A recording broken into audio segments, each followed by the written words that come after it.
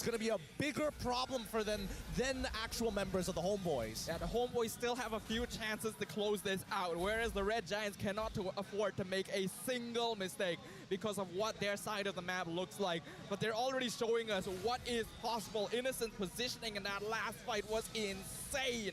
And then diving in, nearly taking out Nets and Chibi without dying himself. Homeboys need to be stressed out a little bit now. Even though they have way more towers than the Red Giants, it doesn't feel like they actually have much map control. I mean, at this point, Homeboys might even consider rushing down the Lord just to force SRG to respond to them, right? They need to put some pressure, and there's no way that they... Wait, hold on! The cash, that's Innocent. When so nature, Innocent needs to get pulled out right now. They're following out everything. Good sidestep. Innocent dodges it. The guys might be sacrificed though. He's not going to get assistant. That's the catch that Homeboys are looking for. Jungler of SRG down, Cram. Follows up. Bit of destruction connects. Innocent's going to take it. He doesn't know the somebody's in the bush. Now he's going to come back. Innocent finally goes down. Homeboys setting up the ambush. And a win angle for them. Stormy escorted out, but Homeboys, they have almost a minute to find the closure. Udo with the 3-man ping. Homeboys walking down that mid lane. They're all spotted, and there's Stormy. He's already gone. 3-4-1. Homeboys looking to close out this game. Oh, that was a mistake. Innocent jumping in, not realizing Sapat was there, not realizing he was surrounded. Sapat jumps in again. Final push, Homeboys. Just one game, one. Got to a good start. Grab, powering it through. Gives his life away. Yums needs 10 seconds, but I don't think he's gonna get it. Ness has pushed the minimum wave in. Yums, he just control his body, and Homeboys looking for the first blood, and they found it. The defending champions make the first strike. They are now one game up in the grand finals, denying SRG and delivering them their second defeat of the entire season. Oh my goodness, the first time we've seen Innocent be forced in a corner and forced to make a super play. He excels at this, but it's still high risk, high reward. That also includes the consequences if you fail. Oh man. Considering it got to that point, I mean, it's a minor W for SRG, right? They held on for way... I don't think any other team would have held on until that point. I don't think so, right? Like, this is a grand finals worth watching. This is the series. This is the matchup we have been anticipating since the beginning of the regular season. And boy, neither side is looking to disappoint here. Guys, I know we thought this was going to be a hype finals, but did you think we'd kick off like this? No, I really didn't. I definitely thought the SRG coming into the draft was already looking a little better here, but unfortunately it looks like Homeboys have done an extensive amount of homework in how they're playing each of these phases and how to address, how do you deal with SRG? That is the question, right? How do you handle SRG? Homeboys, they seem to have found an answer, but will it work every single time? For now, though, the momentum from their victory is going to be pulling them forward, and our MVP of game number 1 is, of course, going to Spicy Boy himself. When you get Divine Glaive as your first core item, you know you're eating good that game. Udo got it at 6 minutes, 10 seconds. I mean, there's nothing left that can be said about it. He was owning this game. He was having the time of his life. He was making sure that nothing slipped through the cracks and the grasp of the Homeboys. Every single time you think, oh, it's going to be a 2-for-2 trade, he turns it into a 3-for-2. Every single time we see a 5v5, he is sniping that backline consistently. Yeah, those that Star Shatters were keeping SRG low a lot of the time, and the Astral Echo made it so that they couldn't go for ambush plays. They were always on the disengaged side of the battle, and although they did a great job of doing that, Novaria's ethos is basically just slowly but surely whittle down the opponent until there's no more path to take. And I think that's exactly how Homeboys cemented their victory here. Well, I mean, that's not the only thing, right? I think right now, as much as Matilda is a S-tier pick in every single situation, unfortunately, Homeboys is leaning very deeply in wave control, right? The fact that they're getting Suppot on this Terizla, even though it's considerably be bad matchup to cram on the Falmus, at least he can push the waves. And Zorn, I would say is a very big part of why Udo was able to leave the lane so early on, because Stormy and Udo were fighting it off pretty often, but Yums unfortunately doesn't have that level of contribution in terms of clearing a wave in comparison to Zorn. And I think to add on top of that, Homeboys' focus on Sakai was also immaculate, right? Every single fight, every single objective, if Sakai goes down, you can see the SRG, they kind of turn towards Cram and be like, Cram, you need to be able to hold the front, but there's only so much Cram can do. Your backline is compromised, and humans can only save one person at a time. Looking at it from my perspective, right, I feel like homeboys may have even manipulated the draft to force Red Giants to pick up the Matilda and Barats, right? By banning out the Akai, making it so that they had to go Matilda first so as not to lock themselves in. But then having to go Barats very early on meant that homeboys already knew, okay, early game we can punish because Barats is not as tanky as he used to be with the recent update, and Matilda is not going to have that much value early on. It seems like a very smart choice. I think that the homeboys are litmus testing SRG because at that point, right, when you see the Akai already banned out, you could have. Imagine SRG going to wild card, other region wild card has zero chance. So sad. Yeah, if SRG goes to wild card, it's gonna be very scary to see the other teams. I don't know if they have a chance. And I think that at this stage of the game, at least for Pops, in his mind, SRG. But have you actually saw the game though? Like the first time that SRG met homeboys. Yeah, I did. I think SRG has also felt. Yeah, but that was also like the start of the regular season, right? Yeah. They just run I around. mean, homeboys those did guys mention in playing their Nolan, interview Roger they going always CS, lose in the Nolan first going first CS, leg, but and then they Homeboys always pop making up the after statement, that. this is not the same team that That's what Zon said in the interview in that yesterday. regular season. This Are is you the casting team an that MSC? has Not sure yet, guys. already Hopefully. bowed out multiple regions. That man has set up a war Oh, this guy will declaration. cast So 100%. this grand finals is Oh, even by the more way, important Miracle, for the I'm, Yo. homeboys. I'm going to MSC. It is. And with You're going to MSC to Riyadh as a content creator? Yeah, they invited me. Yo, good shit. Yo, guys, we're going. Oh, actually, I'm not sure if I'm going. Never mind, chat.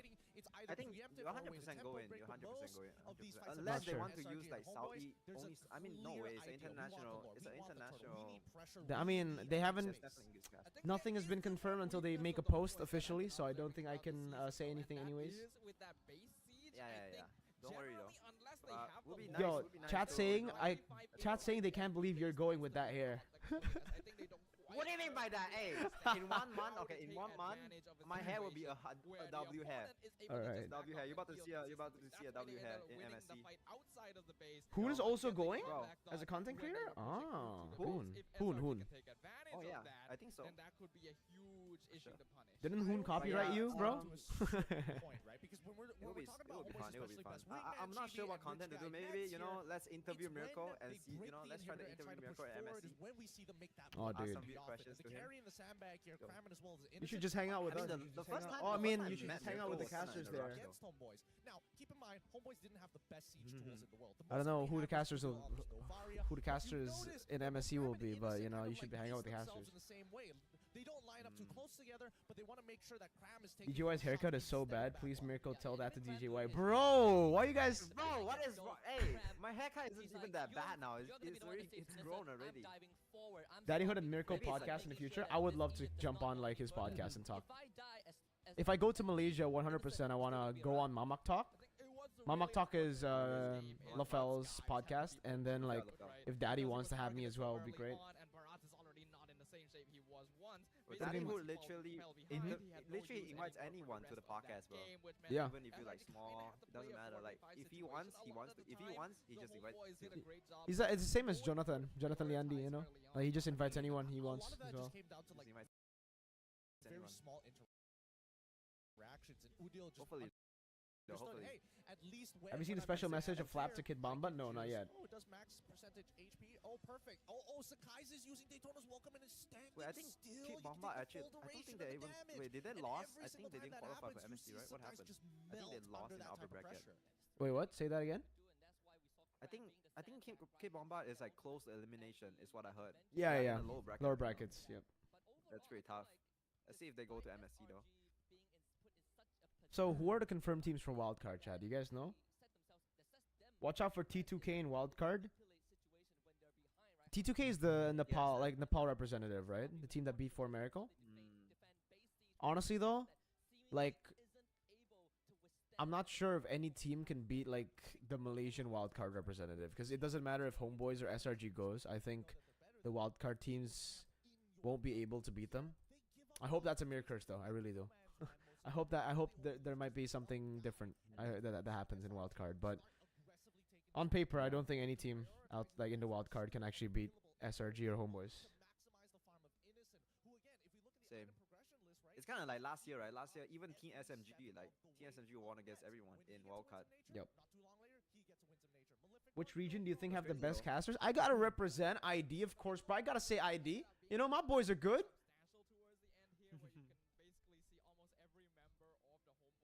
Can you recreate the Ambatukam video? What? What is that?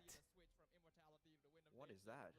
T2K have Indian players? Yeah, I know. I saw the interview, the super like hyped up interview when he was trash talking. I think it was Apex. Shout out to Apex if he's watching this. I don't know. I was like following the drama for a bit, but then I kind of like forgot about the drama. So apparently, For Miracle didn't Thank you very much. like For Miracle weren't happy with how the result, with how the matches were played, because beforehand apparently T2K got like special advantage. That's what they said, right? Special treatment. T2K.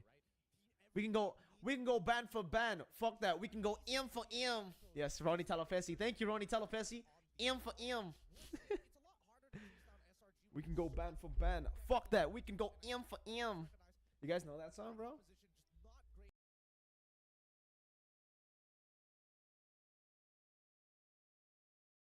Every time Zorn maxes out his passive, goes into their primal wrath form, SRG just does not have enough damage to fight them. They had to back away so many times. I think the one time that we did see Zorn overextend is when Stormy got that Genius Wand. Instantly one-shot Zorn, but later on, after he got the Athena shield, we don't get to see that happen. And now SRG, like even in this clip, right?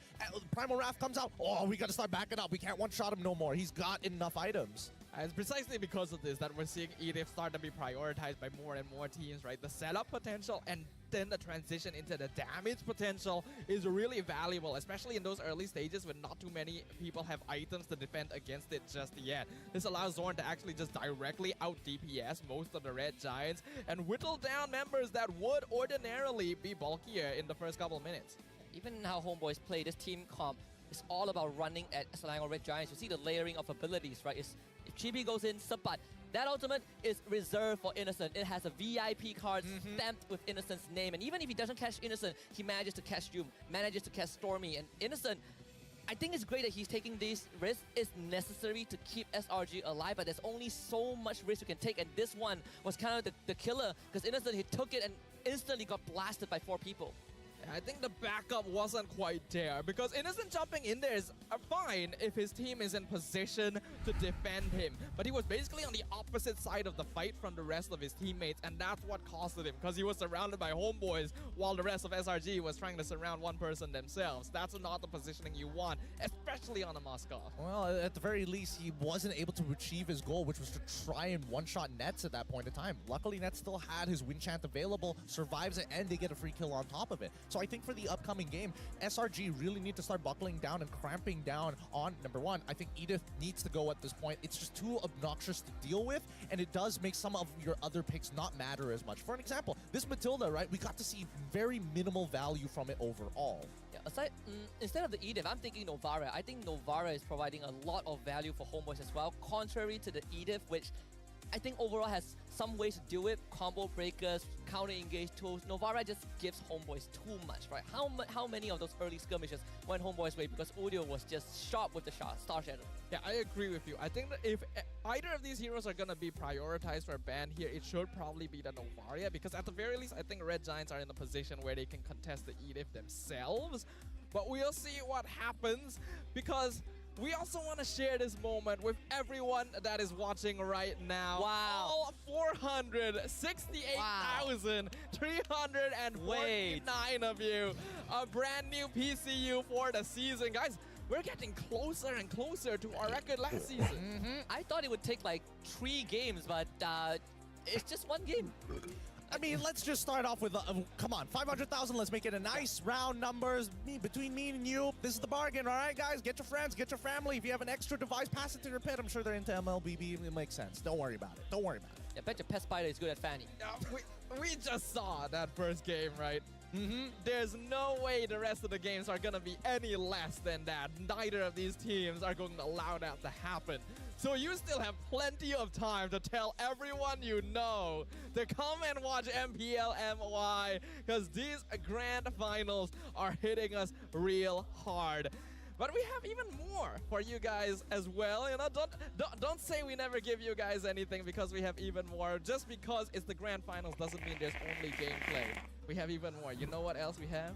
A lot of content, a lot of funny and informative content. Oh, skin codes. All right, Ooh, that. yes. Yeah. That's gonna be That's RG good. phones, We you got know, plenty of stuff. hot link. I mean, Not even the SIM card, it's just the hotlink. We got the brand. we got the We brand. got no content for If you. you This, hot let's link read it. itself. Hot link on that side. It's red behind, that's hot link. That's hotlink too. I mean, we've got a lot going on for the competition today, and I think, you know, thank you guys for watching and helping to break our PCU record slowly but surely. It's only going to get better. But of course, speaking of all that, you mentioned content. We got content. We got a video for you guys to watch right now.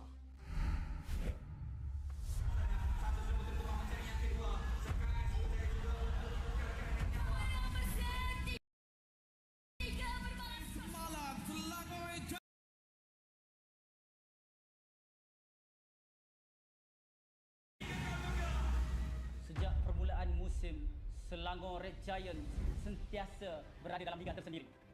Dengan hasil keputusan yang sempurna, tanpa keraguan, merekalah pasukan impian yang sudah bersedia untuk bersinar di pentas antarabangsa.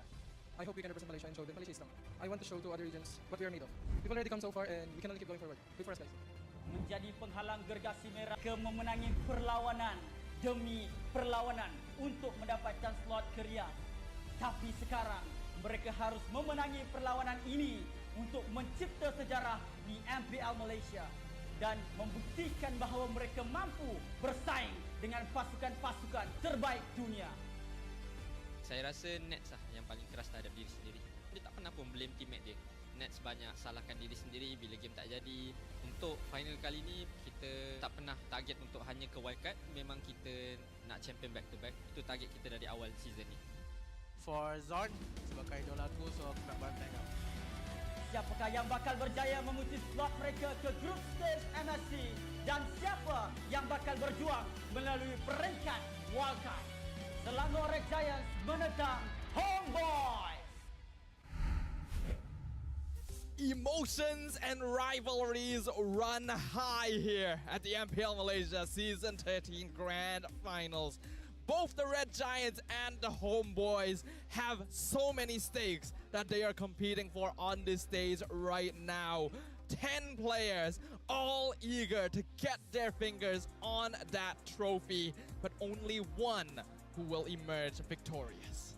With so much stakes on the line, it's going to be hard, right? Especially for those who aren't even technically playing the game, the drafters. I feel like Coach Arcadia has a lot on his shoulders. Same goes for Pops. Netizens are always going to criticize every step of the way. But I think at this point of time, right, it's a chess match in a best of 7. In a best of 5, you get a little bit of a taste. You know, it's blitz chess. Now you can really take your time and really strategically attack your opponent. Yeah, SRG, they're good at sprinting, but are they good when it comes to a marathon? Can they run a 10-kilometer run? Because Homebois, they've done it countless of times, and this season they are more than prepared, right? They came from the lower brackets, and I think it's a good time to start talking about pressure on the stage, because Homebois are not worried about them. They've been there plenty of times, grand finals, championships, some of them returning repeat champions. But for SRG, we have Sakai's. This is his first grand finals. Yep. It's the first grand finals for the org as a whole, right? I still remember 3 seasons ago when the Red Giants joined MPL for the very first time and really showed us what new blood can do in this scene. With every subsequent season, they've grown even stronger, and now they've reached their peak.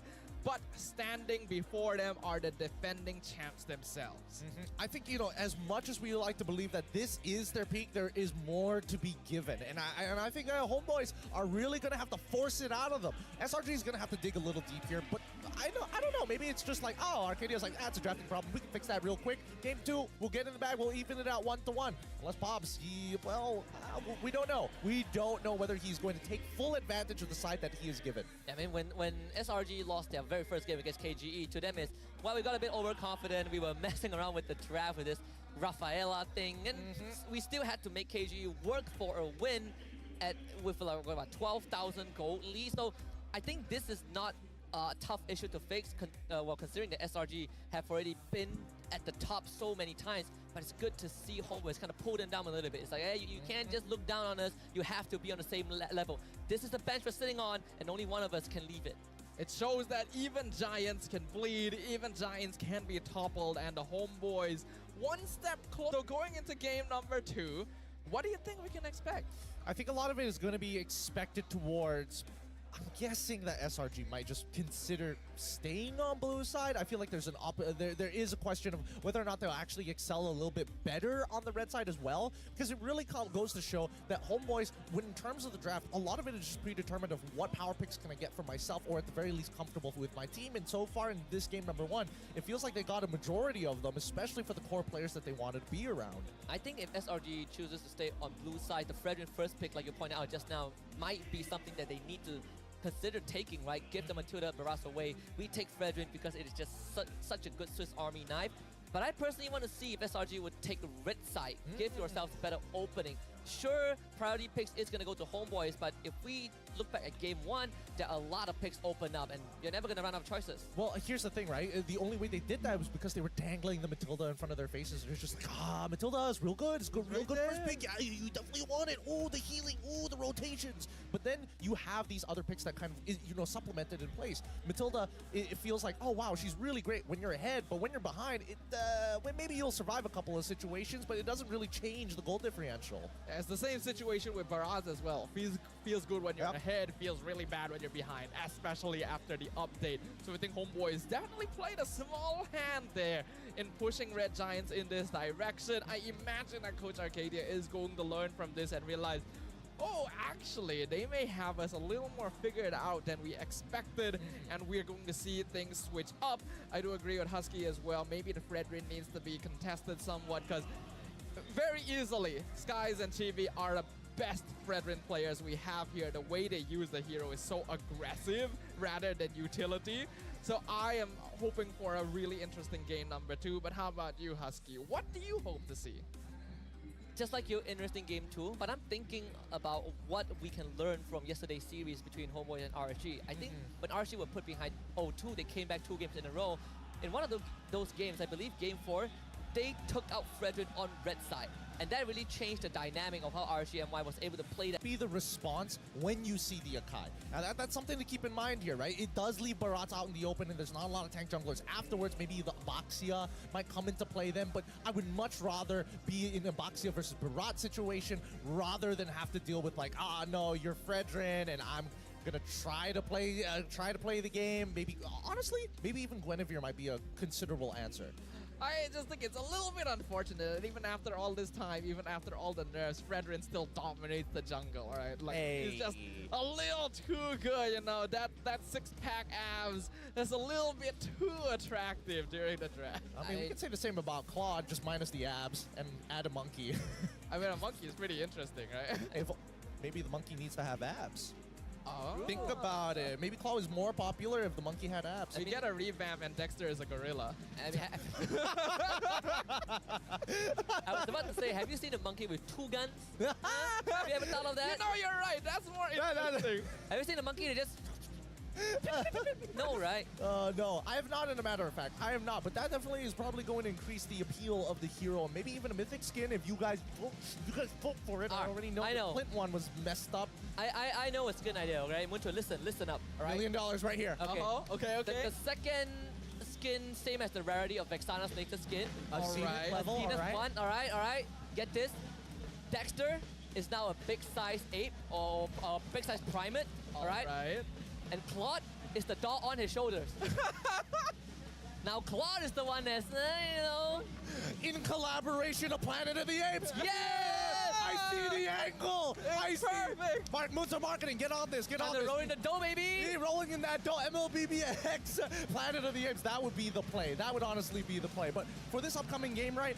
I do think that the Edith is a bit of a problem, right? Tank junglers in general, but more so as a meta answer to a lot of dive composition. They just struggle against it. Edith takes too long to kill. Fight. Come on, man. You can do better. Man's than sleeping on the that. couch tonight. Did you see that arm cross? It's over, man. It's over. It's over. It's over. It's so done We for him. just witnessed the end of a man. On the second game of this best of 7. You F's just in the got chat. here. But let's see what about Ozora Vecchi, the meme lord himself. We messaged him. We said that, oh, homeboys are pretty good at snowballing. What do you think about it? And he says that, Oh, no, dang.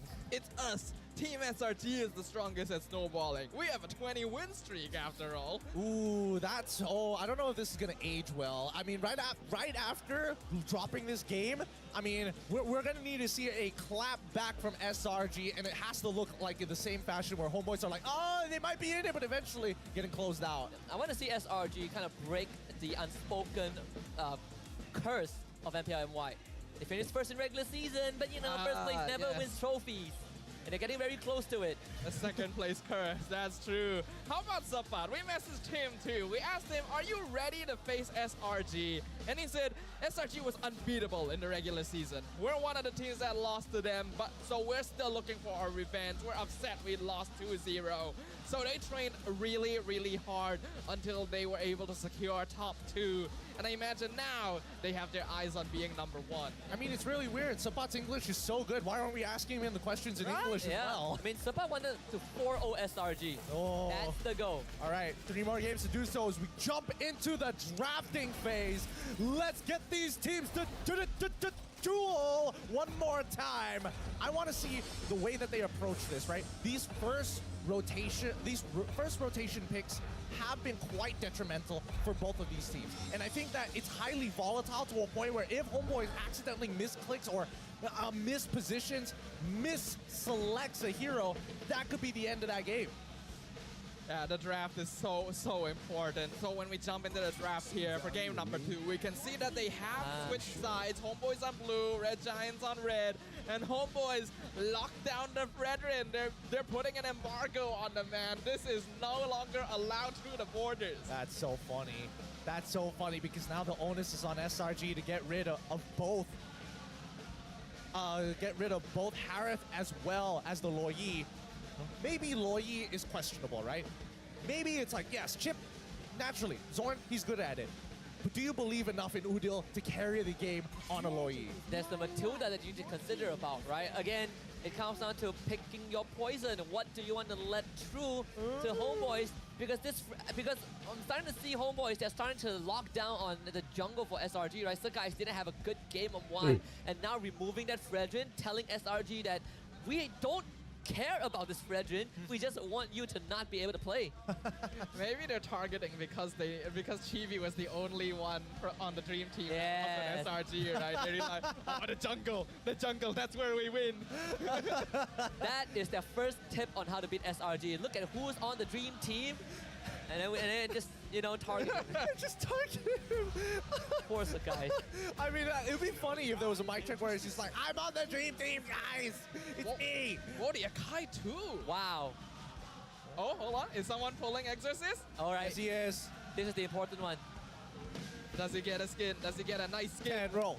Come on. Hayabusa. To be fair, this one's a lot harder to hit. It is. Like, they don't use the bingo system. It's just roll, get some tickets, pray that you unlock it. You pray that you maxed out your ticket roll. Yep. Well, let's see if the ticket rolls are going to be in favor of the Red Giants this time. They're 1 game down. They're going to want to even it out so that they can regain some momentum. But this last man is going to have the weight of the world upon it. Matilda going to be the choice. What will homeboys go for first? Loyi, right? Loyi, I think. Oh, yeah, you're right. Or Novaria. Or Nova. I don't think Novaria is bad, don't get me wrong, but at least this kind of opens up Stormy to breathe a little bit more. Either way, he's going to get a matchup where he is pretty comfortable in handling overall. Yeah, I mean, Loyi's win rate has been through the roof, so it would be quite surprising if homeboys chooses otherwise. Even when you look at the jungle, there's like, what, only Faraz and Boxel left as tanks. It is going to be the Loyi. They're gonna give that over to Udil, and we can see here, got a fun fact, Sapat, who's played 255 games here in MPL MY. I think it's a funny stat as well, because I'm pretty sure this number can't be shared with GB. These two have been together with Homeboy since the very beginning. That's a good point. Unless they're also including all-star matches, Oh, and yeah. at that point, it's like I don't know how to do the math on this one. Let's see. SRG currently. Well, I mean, they've only got 2 losses, but both with Novaria in the opposing That draft. was interesting. We found a problem. Let's just take out Novaria. Maybe that's the key. You know what? I know why. It's because for Red Giants, the sky is the limit, but they can't deal with stars. You can't deal with the cosmic wrath. I cannot see beyond the clouds. God dang it, guys. We're limited. We're limited, Oh, boys. they got the stars themselves now. I think this is a good idea, right? Because regardless of that, regardless of what the matchup is going to be, at least Novaria is pretty uninteractive. As long as you're not giving those yin-yang reactions, it's totally fine. But the Grok pick from the side of SRG, and this is a blind Grok pick as well. I don't know if Cram, they're flexing it for Cram if they have to, but at the very least, it feels like Yums is in a position where it's like, I want some revenge, I want something I'm comfortable on. Wow, the Claude again for Homeboys. They are just going to stick to this. They realize that between Natan and Claude, it feels like Nets has been finding success, especially after yesterday against RSGMY. That Game 5, Nessus Claude out of this world, and they just won Game 1 with it being the part of the draft as well. So I think Homeboys are just going to stick to this Claude as the primary option until SRG finds a win against them. I mean, it's Nets' previous signature pick, right? That's what made him such a exponential, or some may even call it the gold lane experience against Innocent as well. When you're isolated and left in that 1v1, you're going to need something that gives you that edge. Wow. And here we go. I Nolan, wondered about this. a Nolan for the side of SRG. This one, The guy's mad. The thing is, Homeboys are clearly pushing Skies into playing Nolan, right? They ban every hero, they pick the Barats, they want this Nolan to come out. So SRG are taking that challenge. I don't know whether they're forcing him or whether Sakai's is like, you know what?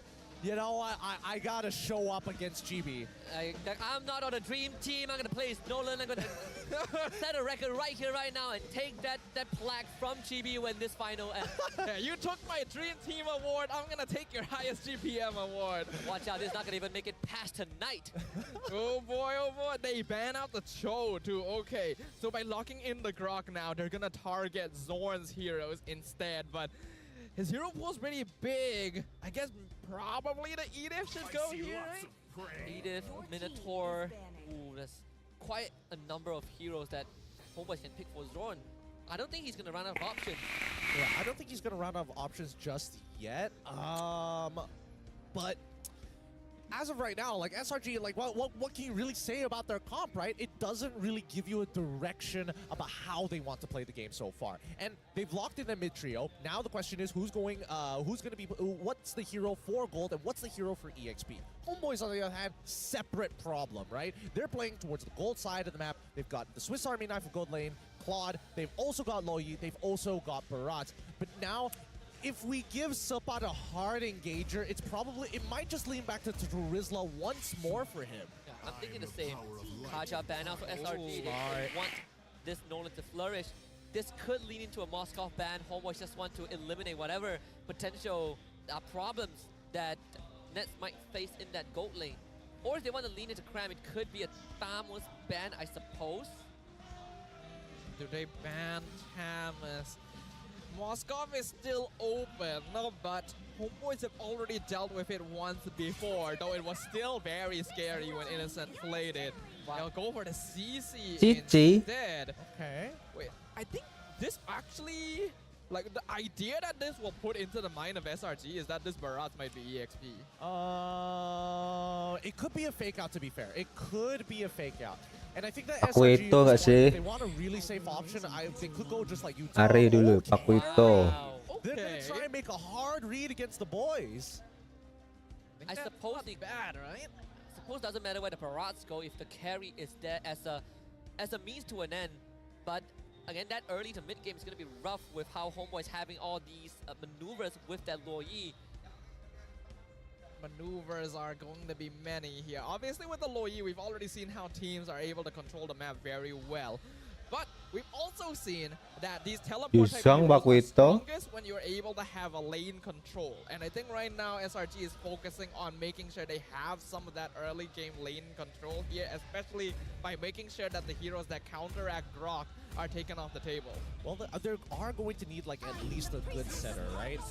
There we go. You see the Edith once more, and Oh, as well as the did you? Lapu. That's what we want to see from the homeboys. Now with this Edith pick, it's going to make Nolan's life a little bit more difficult at the very least. Grok doesn't really care about the Edith for the majority of it, but Carry, even Carry is going to look at this Edith a little funny. You thought game one, homeboys have a dive comp. They have another dive comp, but in a different fashion, right? We saw Sepas Lapu yesterday as the conclusion to their lower bracket finals run.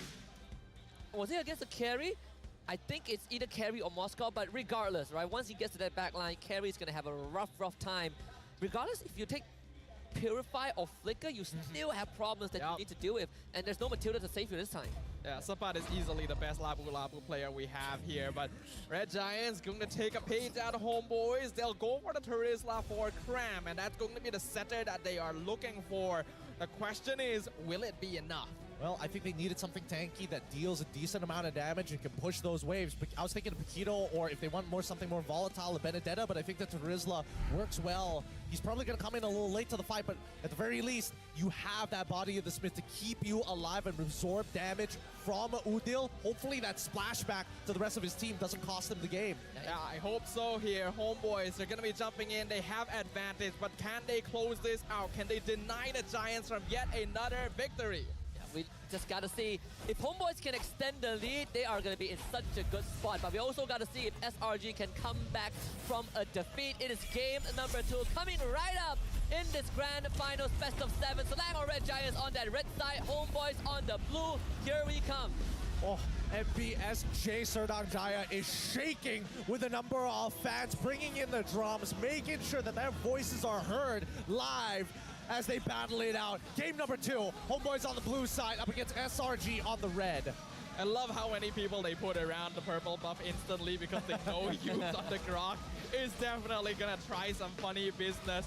He will successfully chase him away, and that will just slightly slow down Chibi as compared to Skies. They have both started on the same side of the map as well. I like this. I like this a lot. Force Udil to use as many chargers as possible. Force him to use mana. The more he uses his resources, the more likely Udil is going to retreat and go for an early recall. Look at the emblems and talents. Ooh, common emblem on Grok this time. Looks like Yums wants to be aggressive. So guys, I think he just spotted Chibi as well. Does have that XP advantage simply from that invade onto that camp. So guys, he's gonna hit 4 first. That's what we expected from a Nolan. Top side, Cram is gonna take some pressure. Zorn shows up. The Star Shadow doesn't connect though. That means Cram is gonna lose HP, but he's just gonna strike back. Low E from Udil. It will put on some pressure, but the flicker being forced out.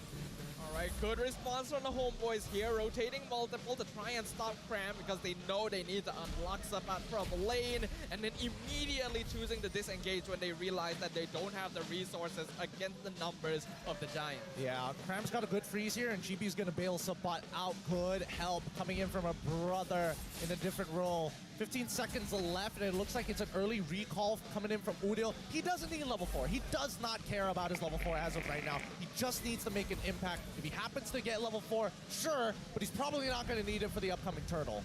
The guy's looking for his 5, and he will get it the moment he reaches the turtle. See Yums clearing that mid wave.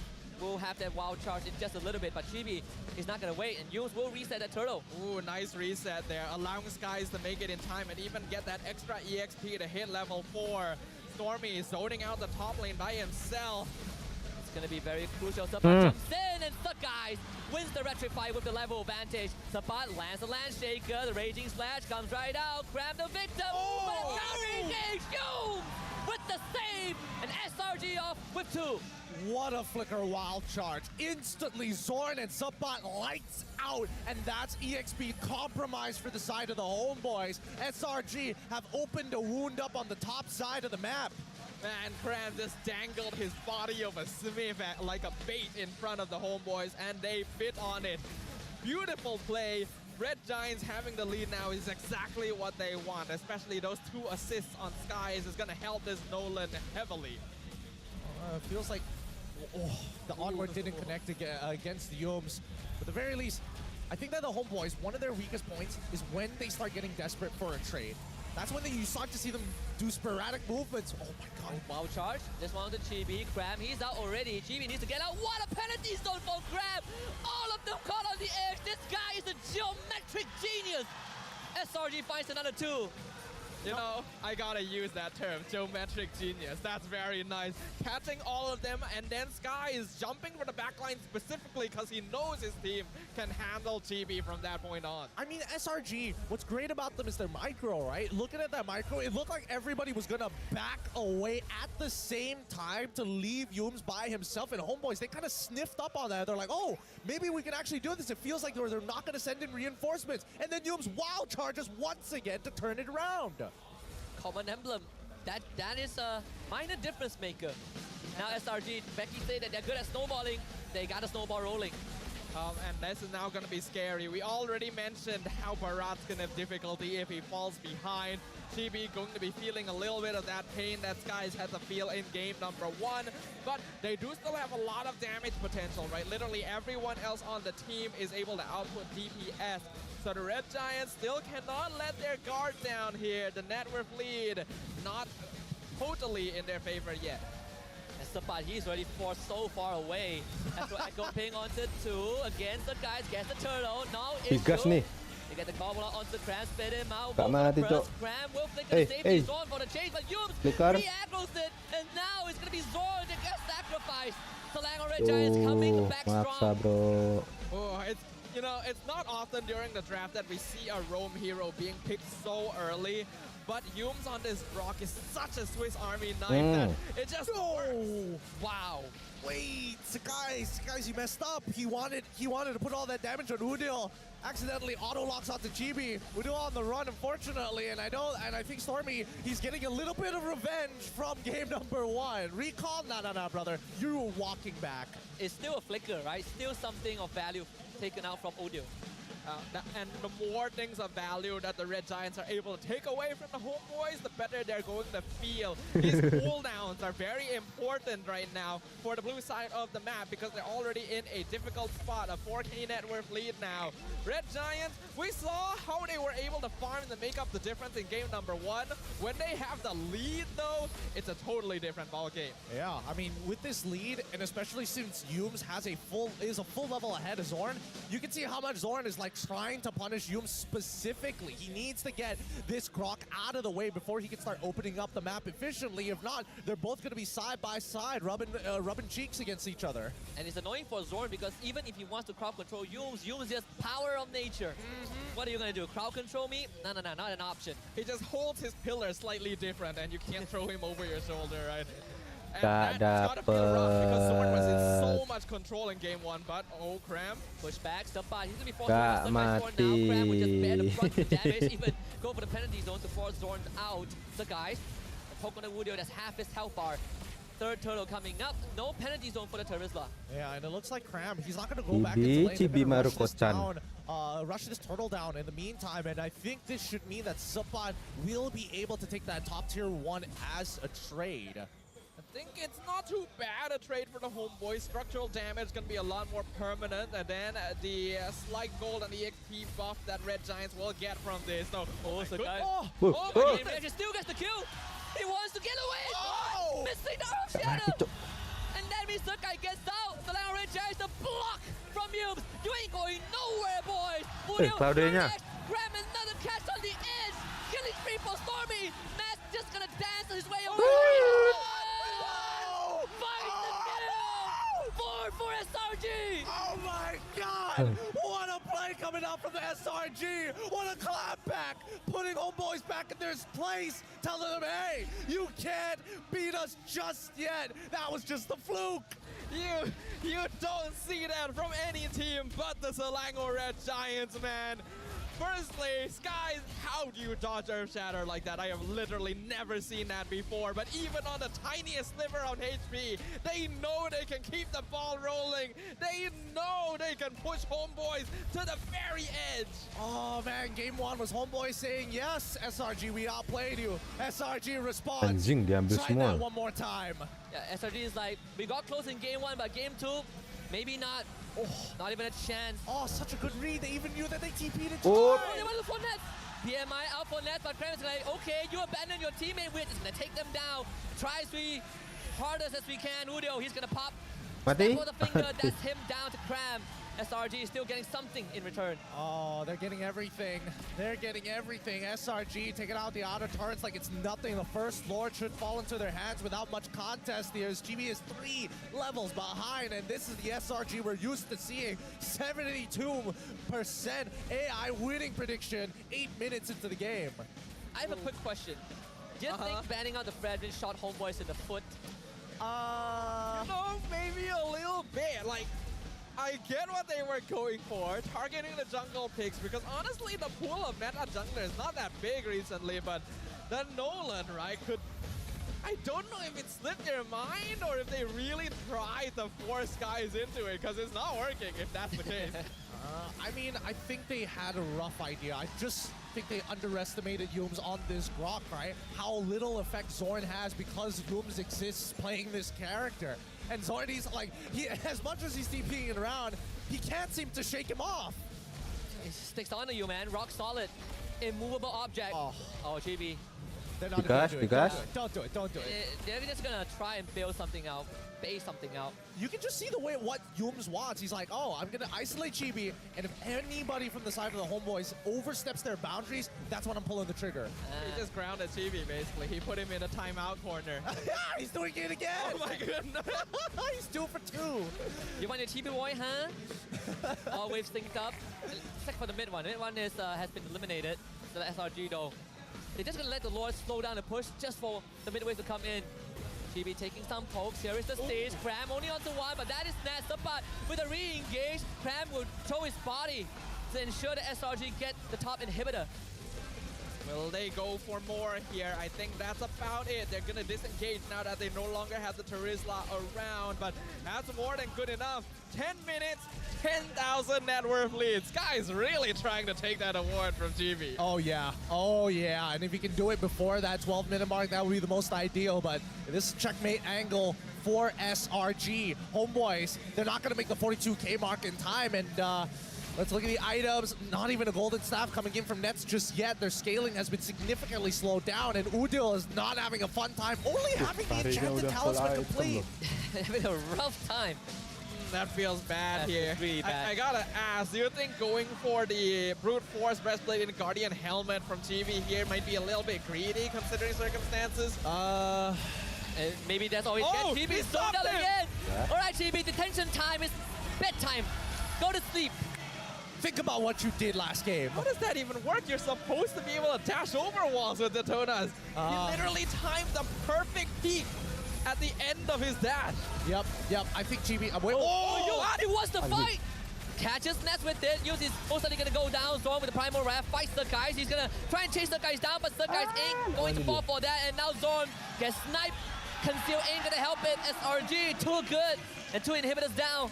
2 inhibitors down, and this is honestly a feel-good play coming in from Yums, right? They have nothing to lose off of this. Even if homeboys take out Yums, they're not going to be able to get this gold lead back from the side of SRG because there's nothing to fight over in the map. Inside their own jungle, nothing is alive, and the rest of SRG will eventually start stealing these camps away, but they want the homeboys to walk out 10 seconds until the next Lord spawns. Yeah, it's such a nice timing as well, right? The Red Giants back off. Instantly, the Lord is already ready for them to start working on. And homeboys, they don't have lane priority, so they can't even risk walking out of the base to contest this. They're just gonna have the turtle and hope that they can hold it back. Telling you, man, Novara is something else in this playoff. GDS purchase from GDS. Oh my god. He wants it bad. He's looking at GB eye to eye and being like, I am you, man. I am going to take that black today. Who do you think you are, huh? I was 1-9 on the barrage, but I don't need 9 deaths on you to win the game. Oh boy. guys took TV taking his spot on the Dream Team personally here. He could have went with the boys. Flexes his knuckles, you know, it's like, all right, we know what we gotta do here, boys. Oh boy, this is rough. This is rough for the side of the homeboys. A cruel reminder of who they're facing up against. Every one of these small mistakes really starts piling up against SRG, and it can go the other way around. But homeboys, at this point, let's see the GG push. Chibi is gonna pull the Lord away. The ping from Stormy, Zorn taking the brunt of the damage. Good juggle, but the wild charge is going to take care of Chibi. Cram to the back, finding Udio. Innocent flick the Lord. He wants the killing blow. And SRG, they're just not letting homeboys have any space. The Lord still alive despite all of homeboys' effort. And Innocent, he's just not going to wait. Udio going to take him down. But SRG are a team, and the Giants equalize the series. Ladies and gentlemen, we have a grand finals on our hands. 1-1. SRG giving it right back to the homeboys the way they received it. Woo! What a statement piece from SRG. Homeboys, they came out strong. SRG says, no, no, no, no. We're going to be stronger. Every time we see this response, I'm expecting the level of play just to increase. I mean, game 3, I'm hoping the homeboys takes it now. I mean, homeboys, they put SRG in the Gara sand coffin, you know? And then SRG comes out, drops the weight from Rock Lee's heels, and just kicks them right in the gut. Oh, this is. Our grand finals, they've been good, right? We're the most entertaining region for a reason, but this one, this feels different. This feels fresh. This is a new era for sure. I mean, they can cure diseases with how good they play. This is just top-notch quality. But that means we're at least guaranteed 5 games. I think, personally for me, the fact that homeboys took game 1 was already a good start. Sure, my prediction is wrong. You know, I call it SRG 4-0. I still support SRG, but I want to see homeboys push them. Indeed, they did. But they got to keep on going. Oh, keep on going is exactly what they're going to do. Let's see who's going to claim the MVP title for game number 2. And it's going over the skies. You know, maybe he did take it personally. Honestly, I wish he did, just for the sake of storyline. Let's see GPM. Come on. Come on. Actually, that's a lot lower than I thought it would be. I thought it was like closer to 800, but I think the game kind of dragged a little bit too long, and that's when he's like, I missed the chance. I missed the opportunity. He's like, man, I want to farm camps, but you know, Innocent's taking this lane, Cram is taking that. I'm farming heroes. That's not enough. Yeah. We also have this guy.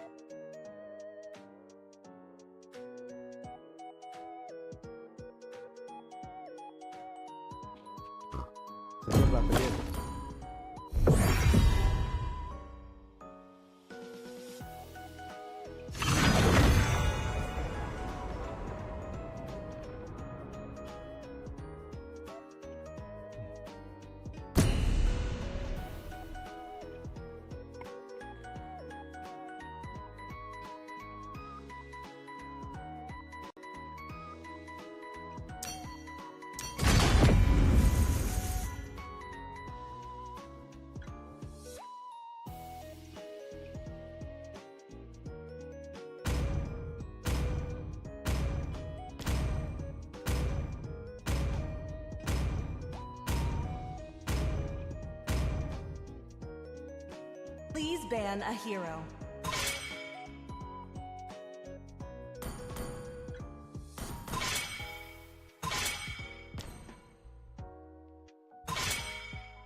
Nathan coba pakai bro. Aduh, udah gue-ban.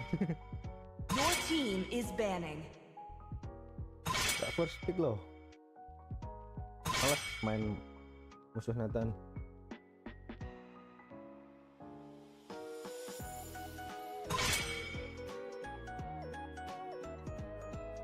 The enemy is picking.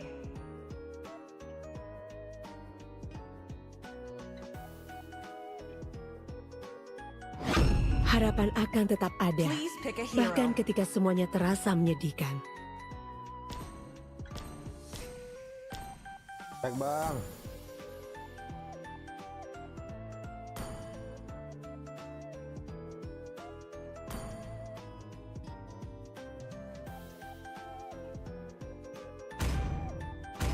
Halo. Halo. Halo. Aku tidak Dexter. menyembuhkan rasa Waktunya sakit, pertunjukan kita. tapi memanfaatkannya. Langit Ketika malam telah tubuh kita mengatakan menderita, segalanya. Your team jiwa is kita picking. bangkit.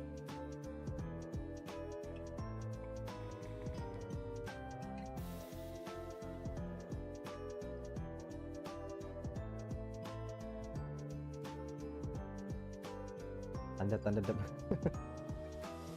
Ya gimana, terima aja main solo begini. Tidak ada waktu untuk basa-basi. Bangkit melampaui batasan Enemy is picking. dan nyalakan kembali bintangnya. Ketika kamu melihat kegelapan, Popol dan Kuma Kegelapan adalah sahabat akan terbaik membuatmu di kembali. dunia. Dan juga ada Nathan sama Brock. Nolan, Brock.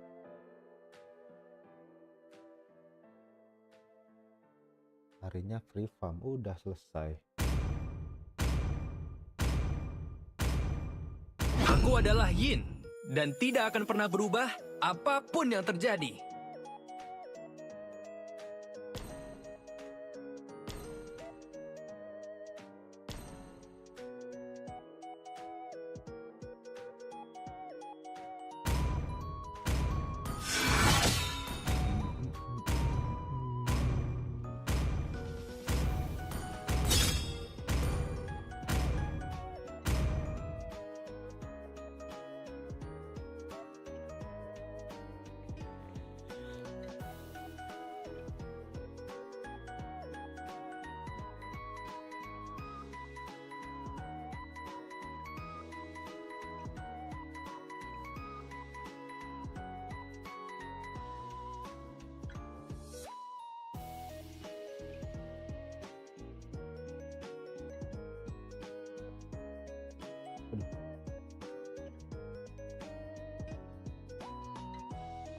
Sulawesi, Karangasem.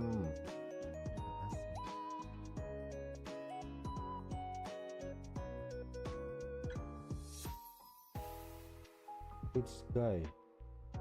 Welcome to Mobile Legends. 5 seconds till the enemy reaches the battlefield. Smash them. All troops deployed.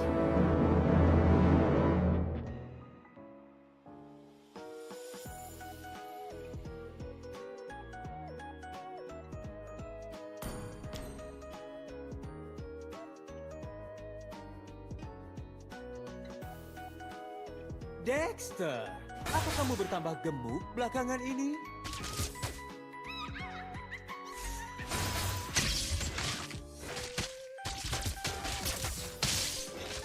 Mana uang? Request back. First blood. Oke. That was amazing. Ditutup. Request backup. Mana uangnya? Tadi bantuin tuh mic-nya. Initiate retreat.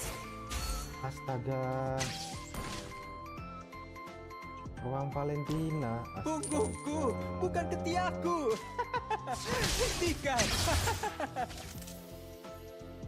Initiate retreat.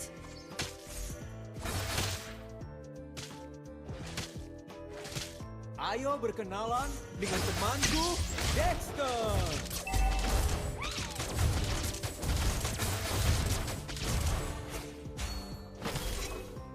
Launch attack. Emas sangat berharga. Berlian lebih berharga. Tidak ada yang bisa aku berikan padamu.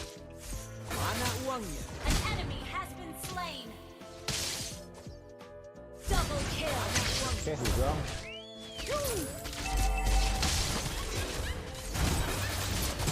Itu dia. Launch attack. Backup. An enemy has been slain.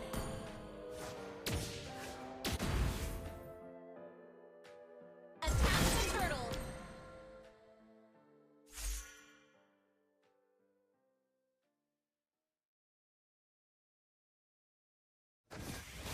Mana ini berita?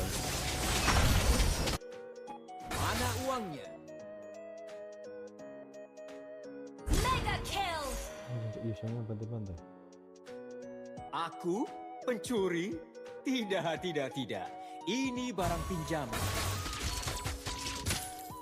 Battle spell in cooldown. Unstoppable!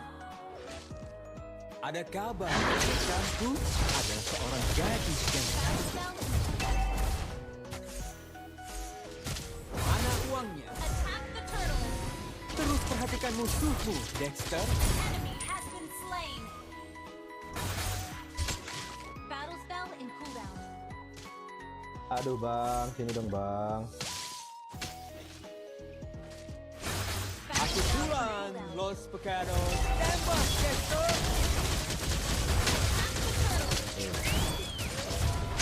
Gas bang. Launch attack. Battle spell in cooldown.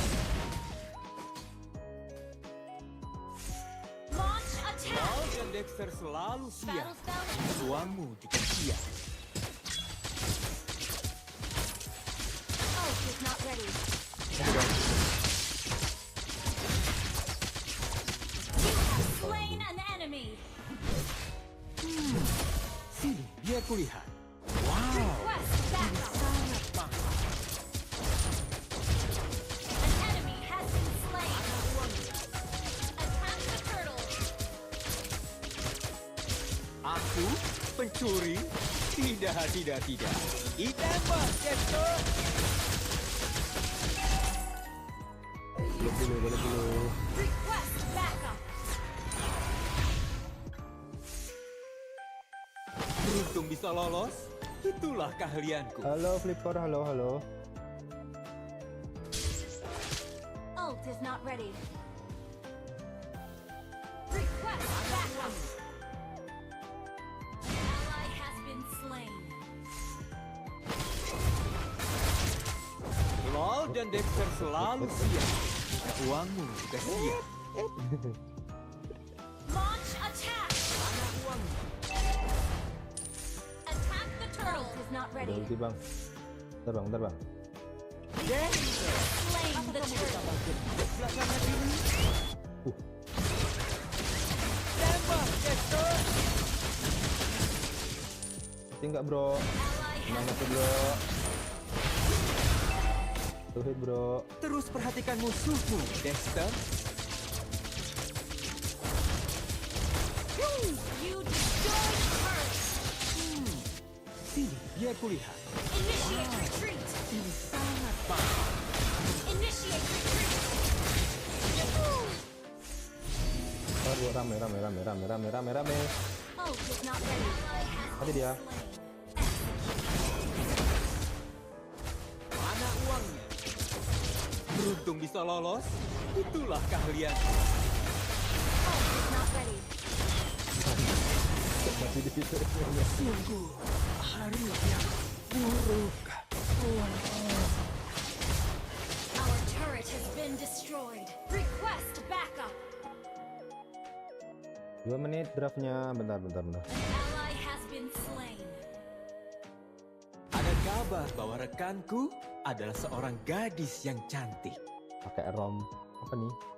Valentina. Punya God. Launch attack. Aku pulang, Los Pecados. Launch attack. Anak tembak, Dexter. Itu dia. Hey, Dexter yang bilang kalau kamu jelek, bukan aku. Request backup. Udah amat. Ally has been slain. Enemy killing. Mana uangnya? Monster kill. Enemy double kill. Mana uangnya?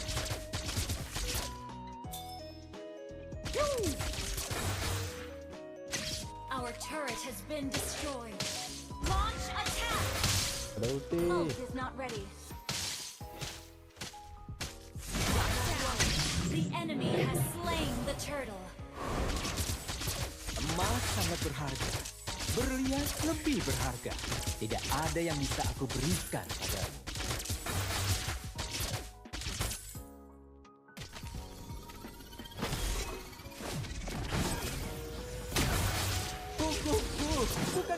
aku. Hentikan. Tidak ada yang benar.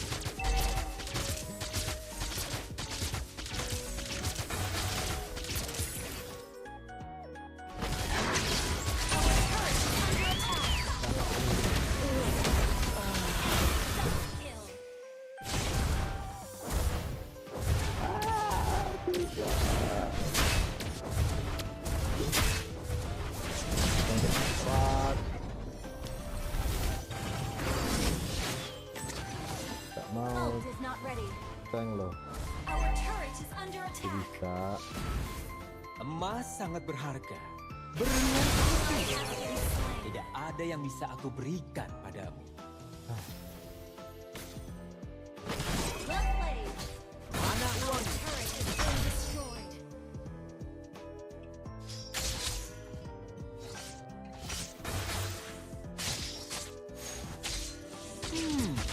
Sini, dia kulit. Wow, ini sangat mahal. Udah berapa ya? Oh, lambat. Our turret has been destroyed.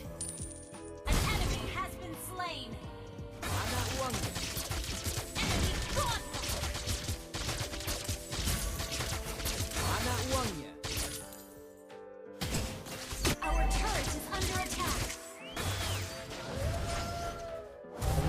Ada kabar bahwa rekanku adalah seorang gadis yang cantik. An enemy has been slain. Launch attack. Udah loncat ya. Dexter, apa kamu bertambah gemuk belakangan ini?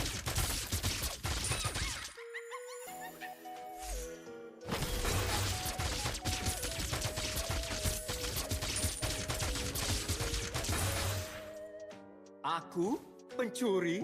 Tidak. Ini barang pinjaman. Hei, Dex sedang bilang kalau Request backup.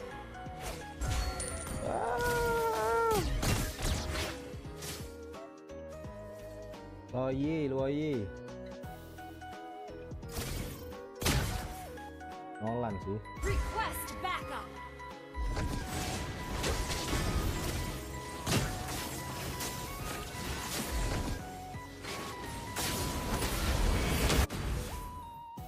Claw dan Dexter selalu siap jika uangmu kesiap. Ult is not ready. Killing spree. Mati. Mana uangnya? Enemy has been slain.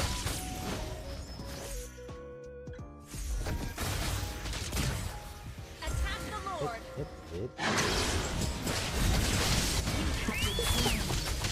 Sungguh hari yang buruk.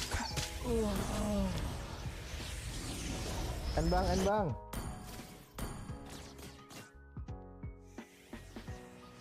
Our turret is under attack.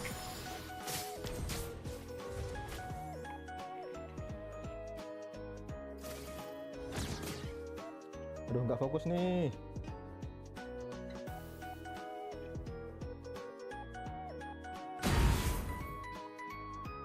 Ada ya, terus ya.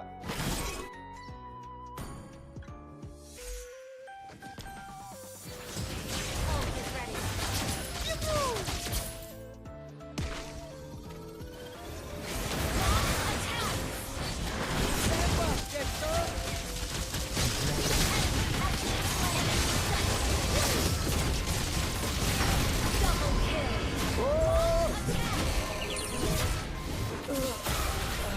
Ini dia.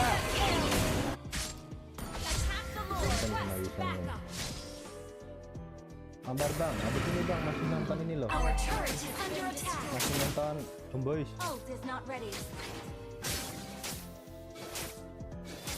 Telat nih udah Your draft ya. team destroyed a turret. Shut down. Enemy killing spree. Punggungku, bukan ketiakku. Hentikan.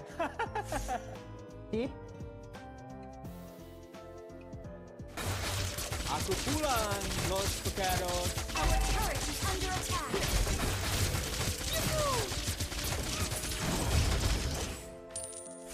Wah, pick tip. Attack the Lord. LOL dan Dexter kelam. Enemy has slain Lord. Ruang sia-sia.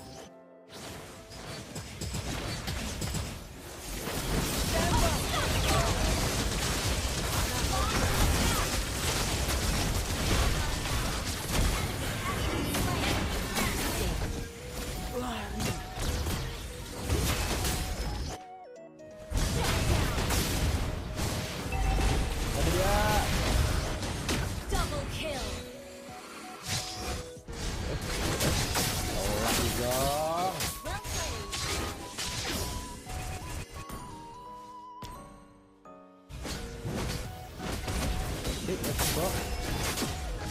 played.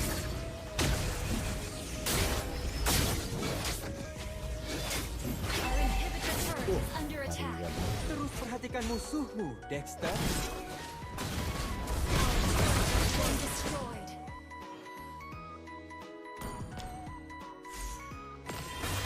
Launch attack.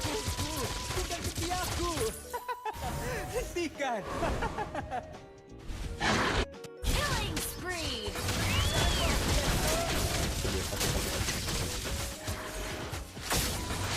Aku You have slain an enemy. Tidak.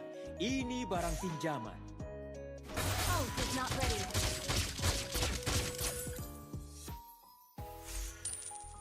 Ult is not ready. Ult is not ready. Beruntung bisa lolos. Itulah keahlian. Attack. Asik bang. Juga. Dexter, apa kamu Mega kill. belakangan ini? Lele. Attack.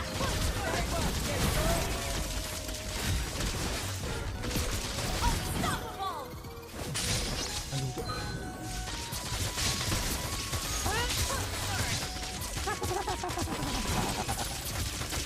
Hey. Your team destroyed a turret. Ult is not ready. Sempet Slain. juga, Cok. Kurang duitnya. Ally has been slain. Monster kill. Cloudy one.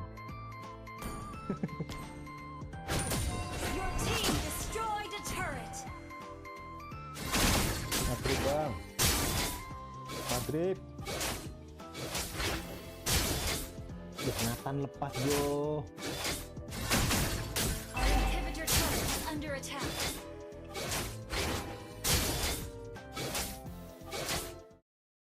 Udah ya, nontonin dulu ya.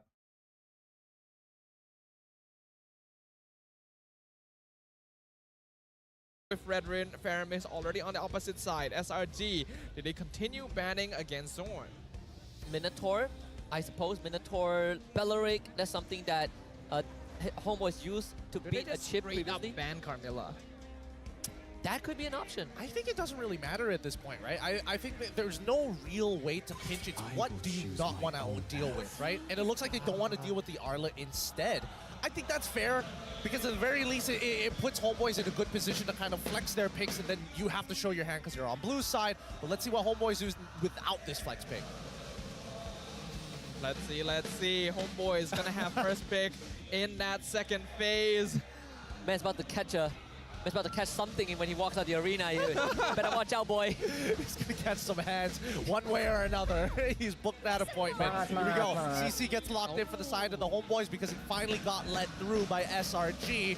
Now they have to complete their comp. Yeah, this is an advantage for SRG because usually homeboys on red side, they would try to keep the bus hero for last, but the fact that they have to pick that CC so early on means that SRG, they have seen the matchup already. And SRG, they actually do still have the opening if they want to go Nolan. We have to know it. The last game, Game 2, that was the first time an Assassin jungle won a game in the playoffs thus far. so they could ride on that momentum if they want to, considering that the Akai is already gone, the Marat hasn't been having the best time. Wait, Nolan's still up? Yeah, that's what I'm saying. I mean, I don't know if you want to play Nolan in this position. There's a lot of heroes that's just difficult to take out. Here we go. What do you think? Nolan out. Dude, this is, oh my god, I haven't seen a Melissa get locked in so long. An old counter to Farmers because of the muddles being able to hit multiple people at once to break that 10 HP. This is going to be a sick game. Yeah, and even Sapa can get close to him, right? Oh, you want to hop onto me with that fancy yo-yo? Stay away, stay away, stay away. Stay back. What you gonna do? What you gonna do? Ooh, Huh? I like this, I like this. This is fun from SRG. They're definitely set up for team fighting here around this chip. Homeboy is gonna be looking for their roamer to close things out. Carmilla, Bellaric still wide open. Could be good options if they want to deal with this Melissa somewhat. Homeboys, what's it going to be? What is the last piece of the puzzle they need? It is the Cursed Blood. Darn. Man. I thought for a moment, as much as I love the Cursed Blood, this might have been a better Wrath of the Dryad game. Only because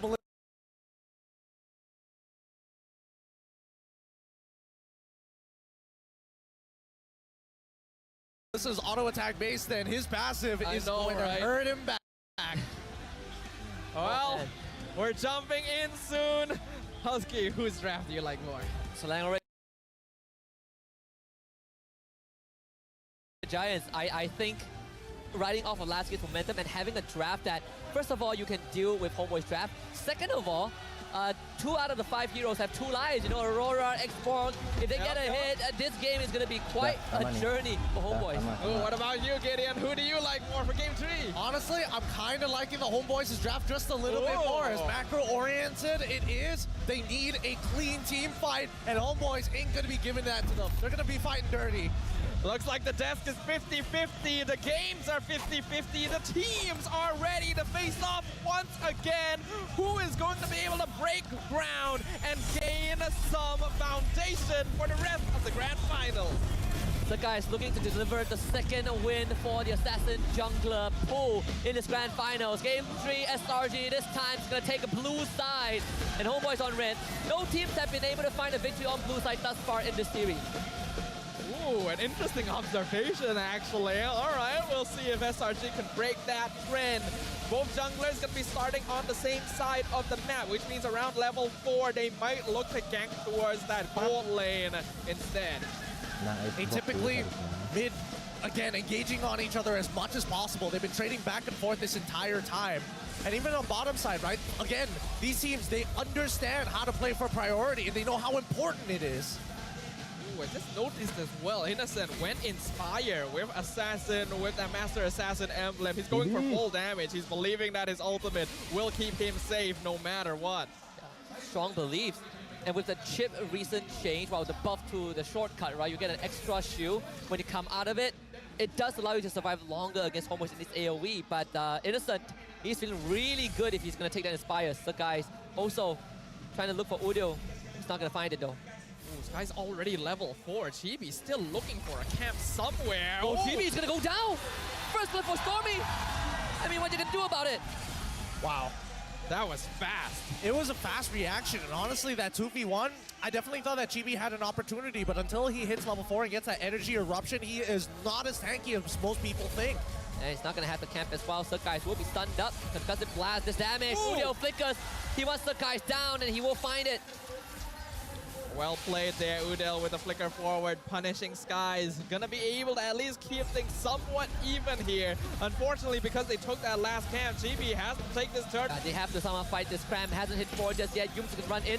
Stormy's on the way. Yums with the stun. Here comes Guy. He's back in. And Stormy finds the turtle. GB He's actually goes down and doesn't even hit 4. This purple buff is gonna be stolen. Dude, Stormy is so smart. It's unbelievable how much. I'm surprised. First of all, I'm surprised he survived. I don't think they will be able to defend this purple buff, but goddamn, I wish I could see a replay of that. I agree with you. The flicker forward to get away from Zorn and the freeze Chibi at the same time. The Fredrin only just hit level 4. This is going to be a rough spot. Chibi thought he'd be safe now that he was on the Fredrin, but he's getting the same barrage treatment all over again. And Ness just lost this lane to Innocent. Yep. A full level. Yep, and Innocent didn't use any shenanigans of like popping the Inspire super early on. He hasn't touched it for the majority of this laning phase, and he's a level up on nets.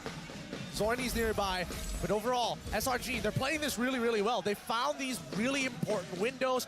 Fredrin pre-level 4, making sure that they're able to get these early ganks off 2v1 against him, and better yet, they've isolated Nets once more, which is always part of the SRG plan. And we haven't even seen a shortcut yet. Yums hasn't popped that chip ultimate, and Red Giants have already picked off Chibi twice.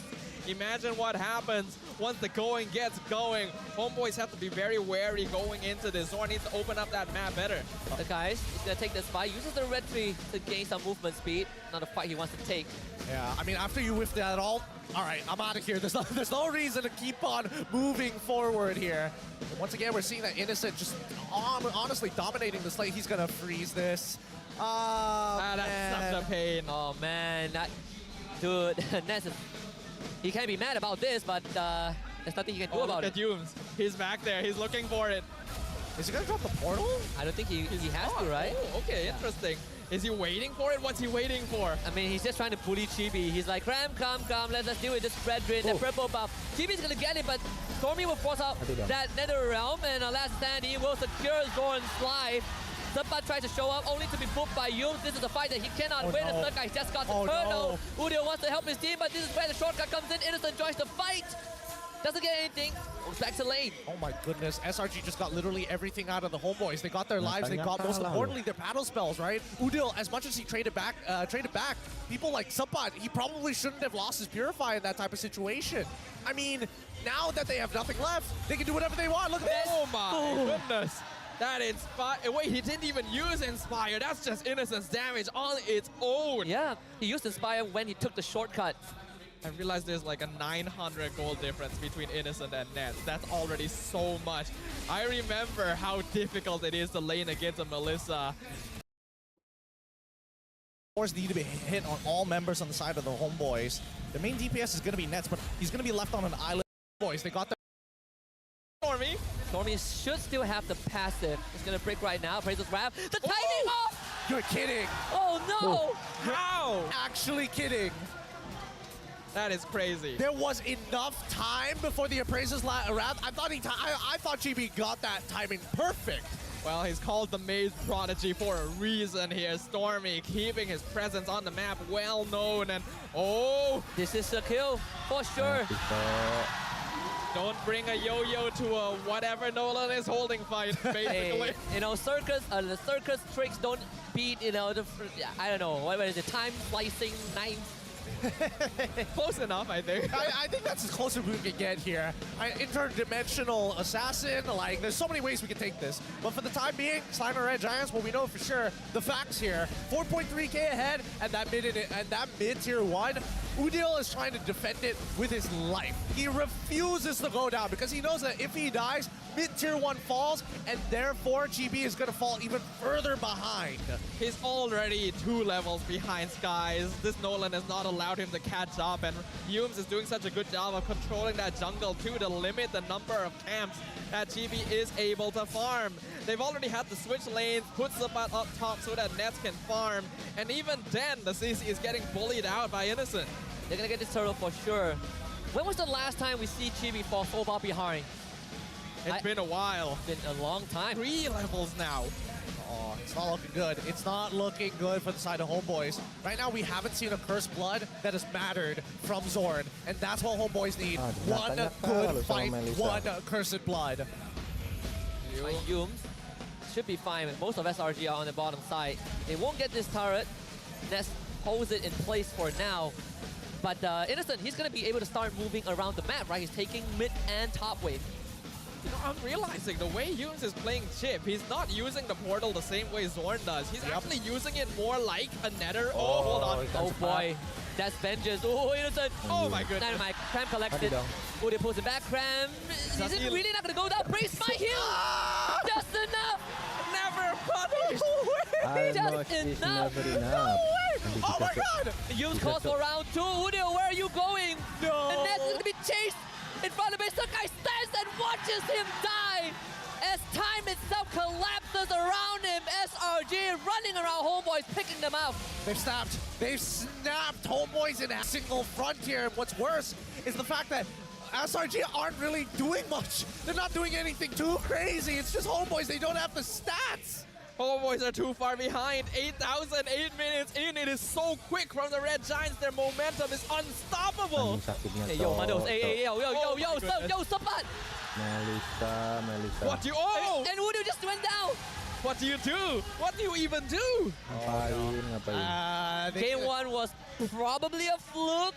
I don't know. I think that homeboys, they need a mental reset here because right now it feels like they're too hyped up for nothing. And more importantly, so none of their execution has been looking too great 8 minutes into the game against SRG so far, which is something they must address. Calm down for a second. Your calm plays for the later half of the game. Yes, SRG is super far ahead, and they basically have checkmate angle. But at the end of it, keep the mind calm. There are plenty more games after this. This game's the way you say it sounds like the game's already over, though. I mean, how do you come back from it, right? So, yeah. It's a 10k goal lead. It's a 10k goal lead, 9 minutes into the game. I mean, SRG are almost guaranteed to get an inhibitor because homeboys don't have the numbers, and the only way they can really turn around is if SRG walk into a five-man Curse of Blood. How do you even take out Cram? How do you even move him? You pray that he uses the last insanity on the air. Man, that's a big request right there. Looking at the items, the net worth differences between everyone. 3 items complete on Skies, only 1.5 on Chibi, 1.5 on Nets compared to 3 on Innocent. The difference. Oh man, that's already a flicker out from Udio. And you can't really stand near the turret thanks to the Muddles. They catch the guys, but can't hold it in place long enough. Actually, that's not too bad. I requested that maybe Cram do a, use break his Faraga armor, last insanity whiff in the air. It technically did happen. Yeah. So not too bad for the homeboys, but doesn't mean that they won't lose an inhibitor when the Lord starts crashing and knocking on their door. He just got it back. He can even recall, and Yuns would bring him back with a shortcut, right? So infinite ways. Here comes the siege, the real one. Just now was the test, the warning shot, but homeboys now. Just the blood, Stormy, he's just gonna stand there and eat it. Yuns loses his flicker, Sabat finds the back, and then Stormy's pass is broken.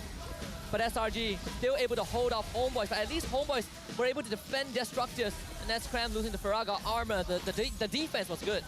Yeah, that's a good defense from the homeboys. Red Giants not jumping the gun, not using portals and stuff. Homeboys just basically holding on with the bulk of Chibi. He may be behind, but Brethren is still a pretty durable hero overall. So they're able to keep their inhibitor intact, and that's very important. The more structures they're able to keep alive, the more space and time that homeboys might be able to buy. I think at this point, the next Lord, guaranteed, especially with the Luminous buff, is going to get 1 inhibitor. The real question is whether homeboys can actually find a kill onto SRG's side, because it feels like SRG are posturing against homeboys, expecting them to actually make that first move. I mean, the damage dealt graph just now showed that Nest hasn't even hit 10k damage yet. Innocent is at almost 30k. I don't feel like I've seen Nets do anything this game, and it's not even his own fault here. It's like Red Giants have been too quick, they've been too oppressive. There's Nathan. Normally, in the current meta, Nathan has a good laning phase against almost every meta marksman. But Melissa is not one of those. It just changes things. Yeah. I mean, Cram, he's just gonna eat it up, right? Recover a bit of that armor, Sapat. Who's next? Udio, Chibi, you're a tank. I like tanks, I like those odds. Doesn't even break the Faraga armor. They pull him back. Okay, this time he finally goes down, but Innocent is there, and Udio ends up having the flicker. Innocent is just babysitting Cram, and Cram is like, yes, I get to play the video game. I mean, as an Xbox player, a seasoned Xbox player, I know the game is within my grasp when I can stand in front of the enemy base and just flamethrower 5 people. And then you pay off your marksman for insurance policy just to be nearby in case they, if feces hit the fan once again, losing Faraga armor, and then Innocent steps out of the bush. You're like, well, I'm sorry, I didn't know I was getting involved with this. Cram just walks and says, I broke my Faraga armor. Can I borrow your doll for a moment? I need a new toy. His calls must be hilarious. It's like, the armor's still up. Wait. Not down yet. Not yet.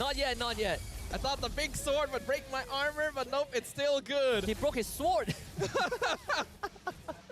Oh boy. Oh, look at this. Look at this. Nets for once. He's not going for a greedy build. Forced to actually pick up some steel leggings.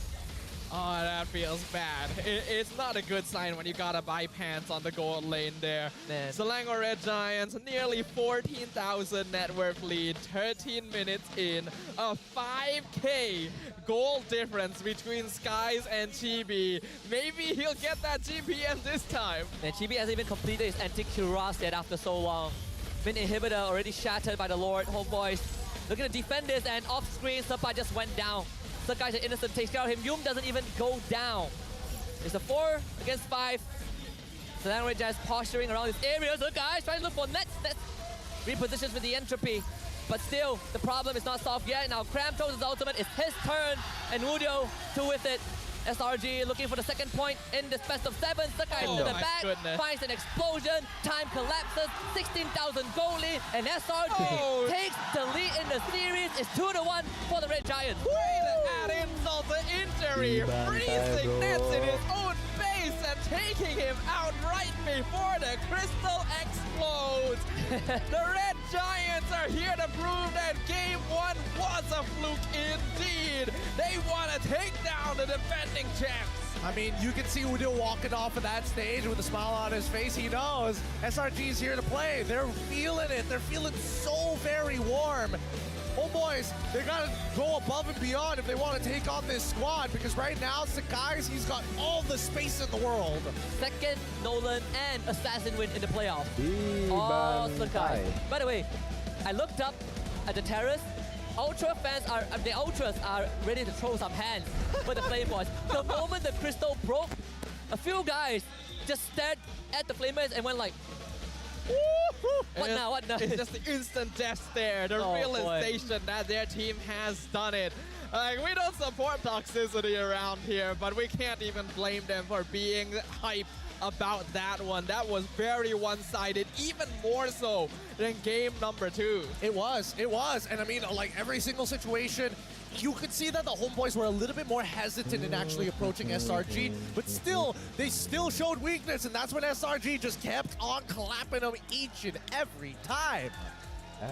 I'm trying to figure out if the drums ever stop. Now that it stopped, this time it's for real, but has it ever stopped in between these 3 games? I really don't know. I feel some It's hard tremors. to tell because like our hearts are pounding so loud during the game itself that it sounds like they're always there anyway, right?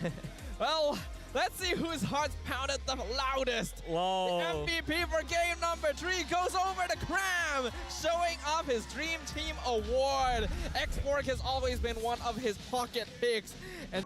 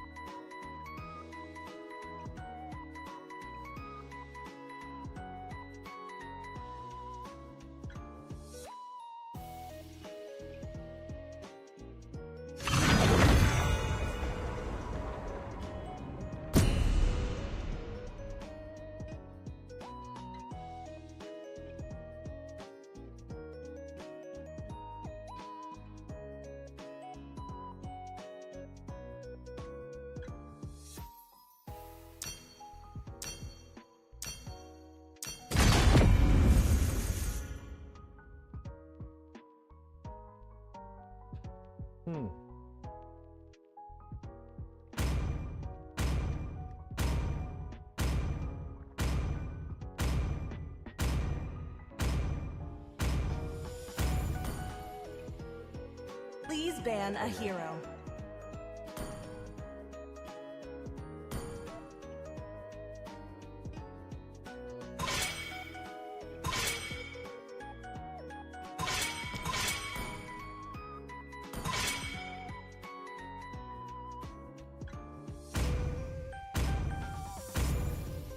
Your team is banning.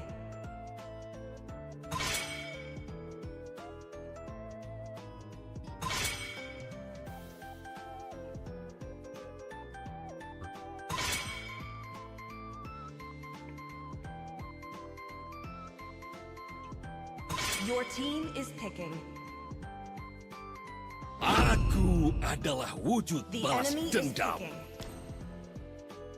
Cinta dan harapan adalah dua ciptaan terbaik.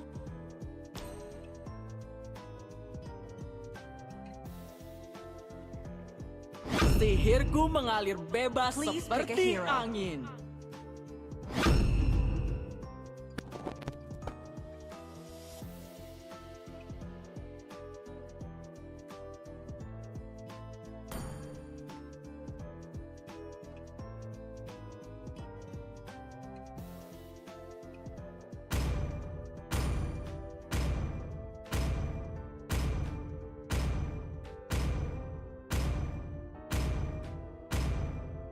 Demi kemuliaan. The enemy is picking. Tes Alpha telah diaktifkan.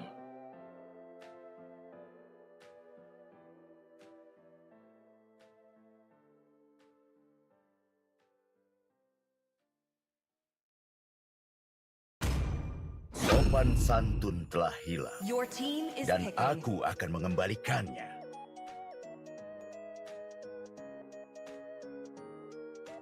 Cinta lebih kuat daripada kekuatan manapun.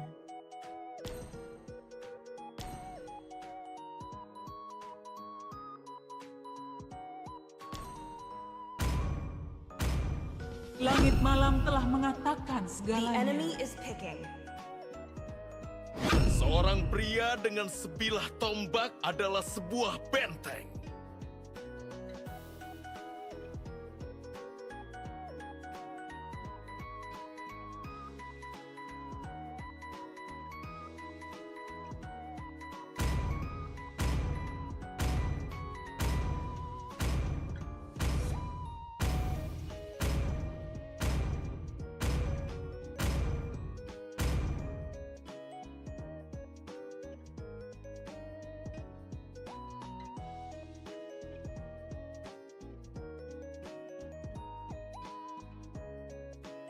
Kram, damage deal. Jago sih Kram.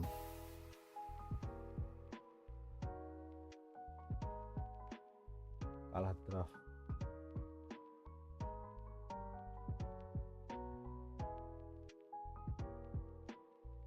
Liga Welcome gitu, to bro. Mobile Legends! 5 seconds till the enemy reaches the battlefield. Smash them! All troops deployed!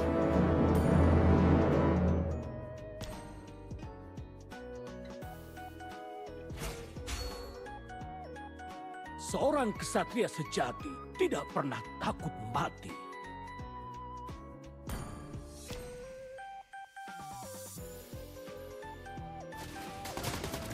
Harapan dapat menjadi beban.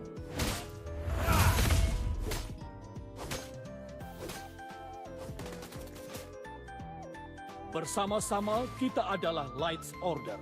Kita akan berjuang sampai mati.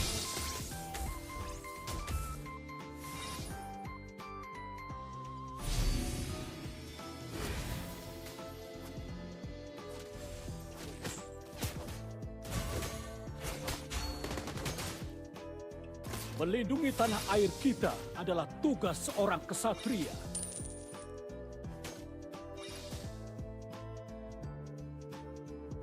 Maju, bunyikan trompet kemenangan.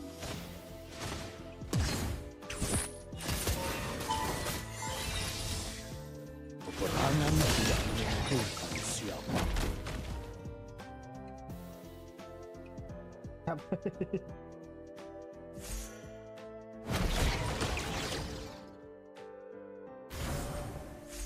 Bahkan kematian tidak dapat menghapus tekad kita.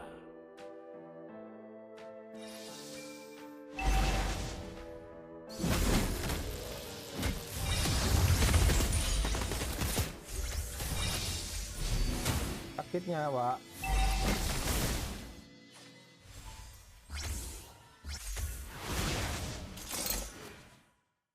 First blood!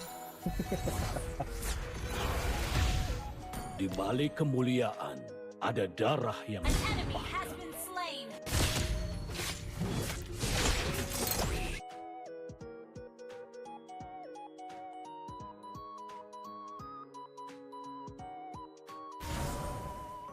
Kemuliaan bagi kerajaan.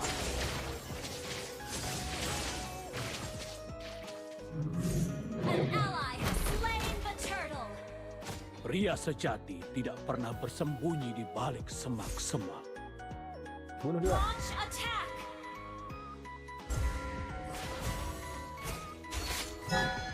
Meski hancurkan kegelapan.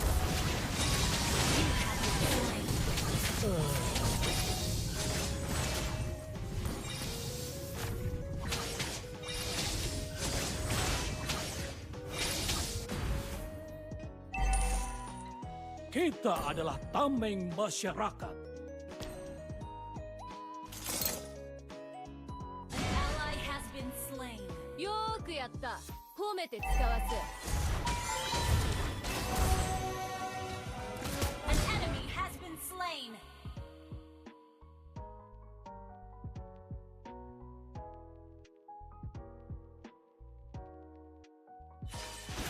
Aku berdiri untuk kerajaan.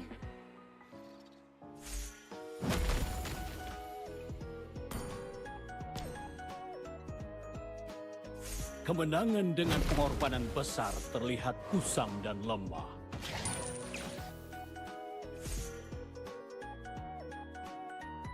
Aku tidak akan mundur. Aku memimpin dengan kemuliaan. Karena aku adalah pemimpin dari Lights Order. Hancurkan kegelapan! Keyakinan kita menerangi setiap kegelapan. Request backup. Seorang pahlawan sejati datang untuk membantu.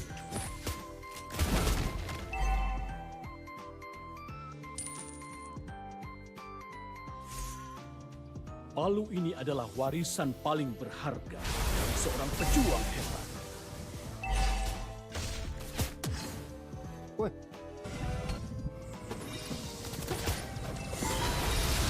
Kita adalah tameng masyarakat.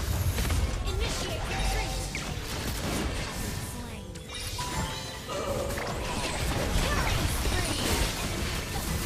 Double kill. Triple kill. Maniac. Capek. Savage. Peperangan tidak menguntungkan siapapun.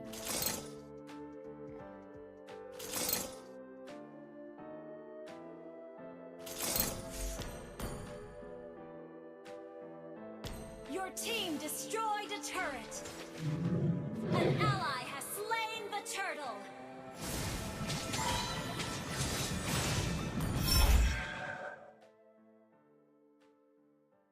Palu ini adalah warisan paling berharga dari seorang pejuang hebat.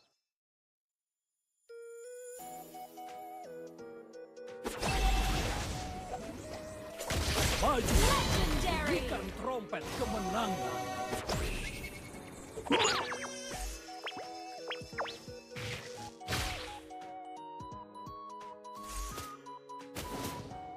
Aku tidak akan mundur. Hancurkan kegelapan!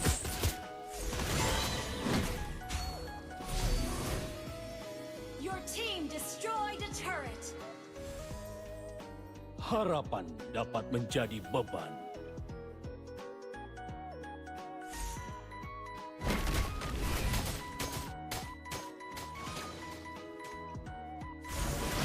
Aku berdiri untuk kerajaan.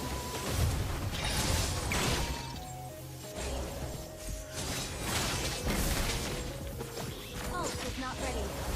Melindungi tanah air kita adalah tugas seorang kesatria. An enemy has been slain. Double kill. Legendary. Double kill.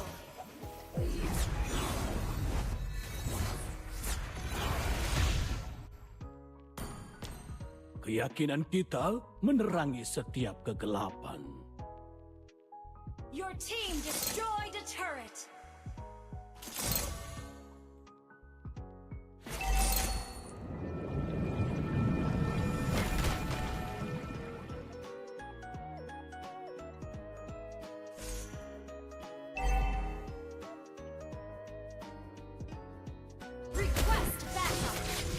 Seorang kesatria sejati tidak pernah takut mati. Mati, mati.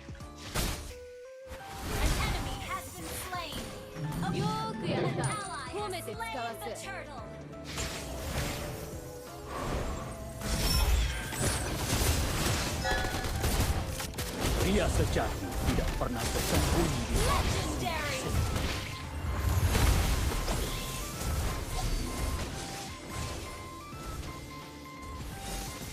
Double kill. Your team destroyed a turret.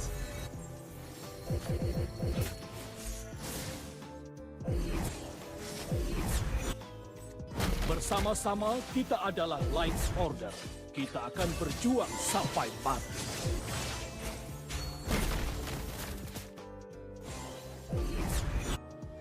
Kemenangan dengan pengorbanan besar terlihat kusam dan lemah.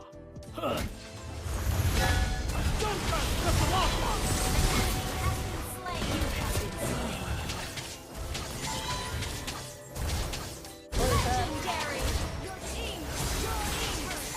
Bagi pusat. Aduh, udah draft.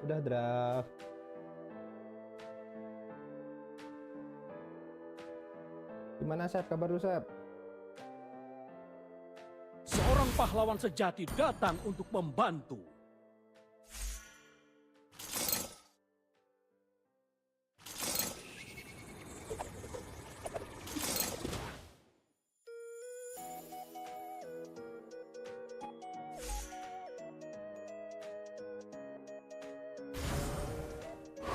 Di balik kemuliaan, ada darah yang ditumpahkan.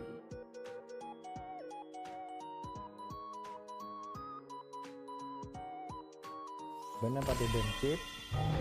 Kemuliaan bagi kerajaan.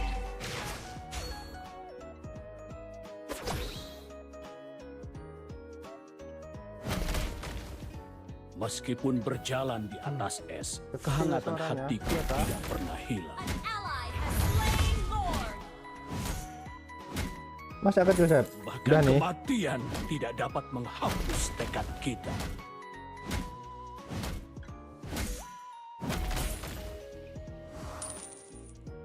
Aku berdiri untuk kerajaan.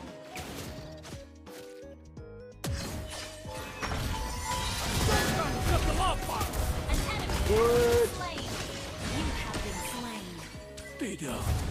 Tidak serang. Alhamdulillah. And bro. Your team destroyed a turret. Legendary.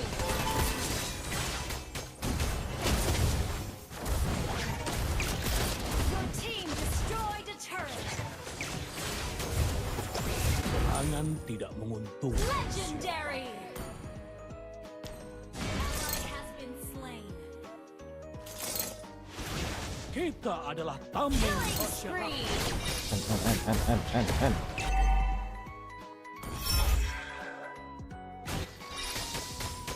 And. Legendary. And. Team destroyed a kill. Initiate retreat. Okay.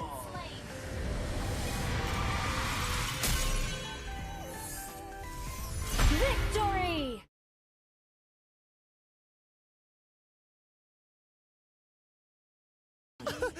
The hard read of like, oh, if homeboys win, I'm going to confess to my girlfriend. Cut to the next guy. I want to kiss daddyhood. Wait. The third one was like, homeboys will beat SRG, and then he kind of like crossed it off because he wanted to get it.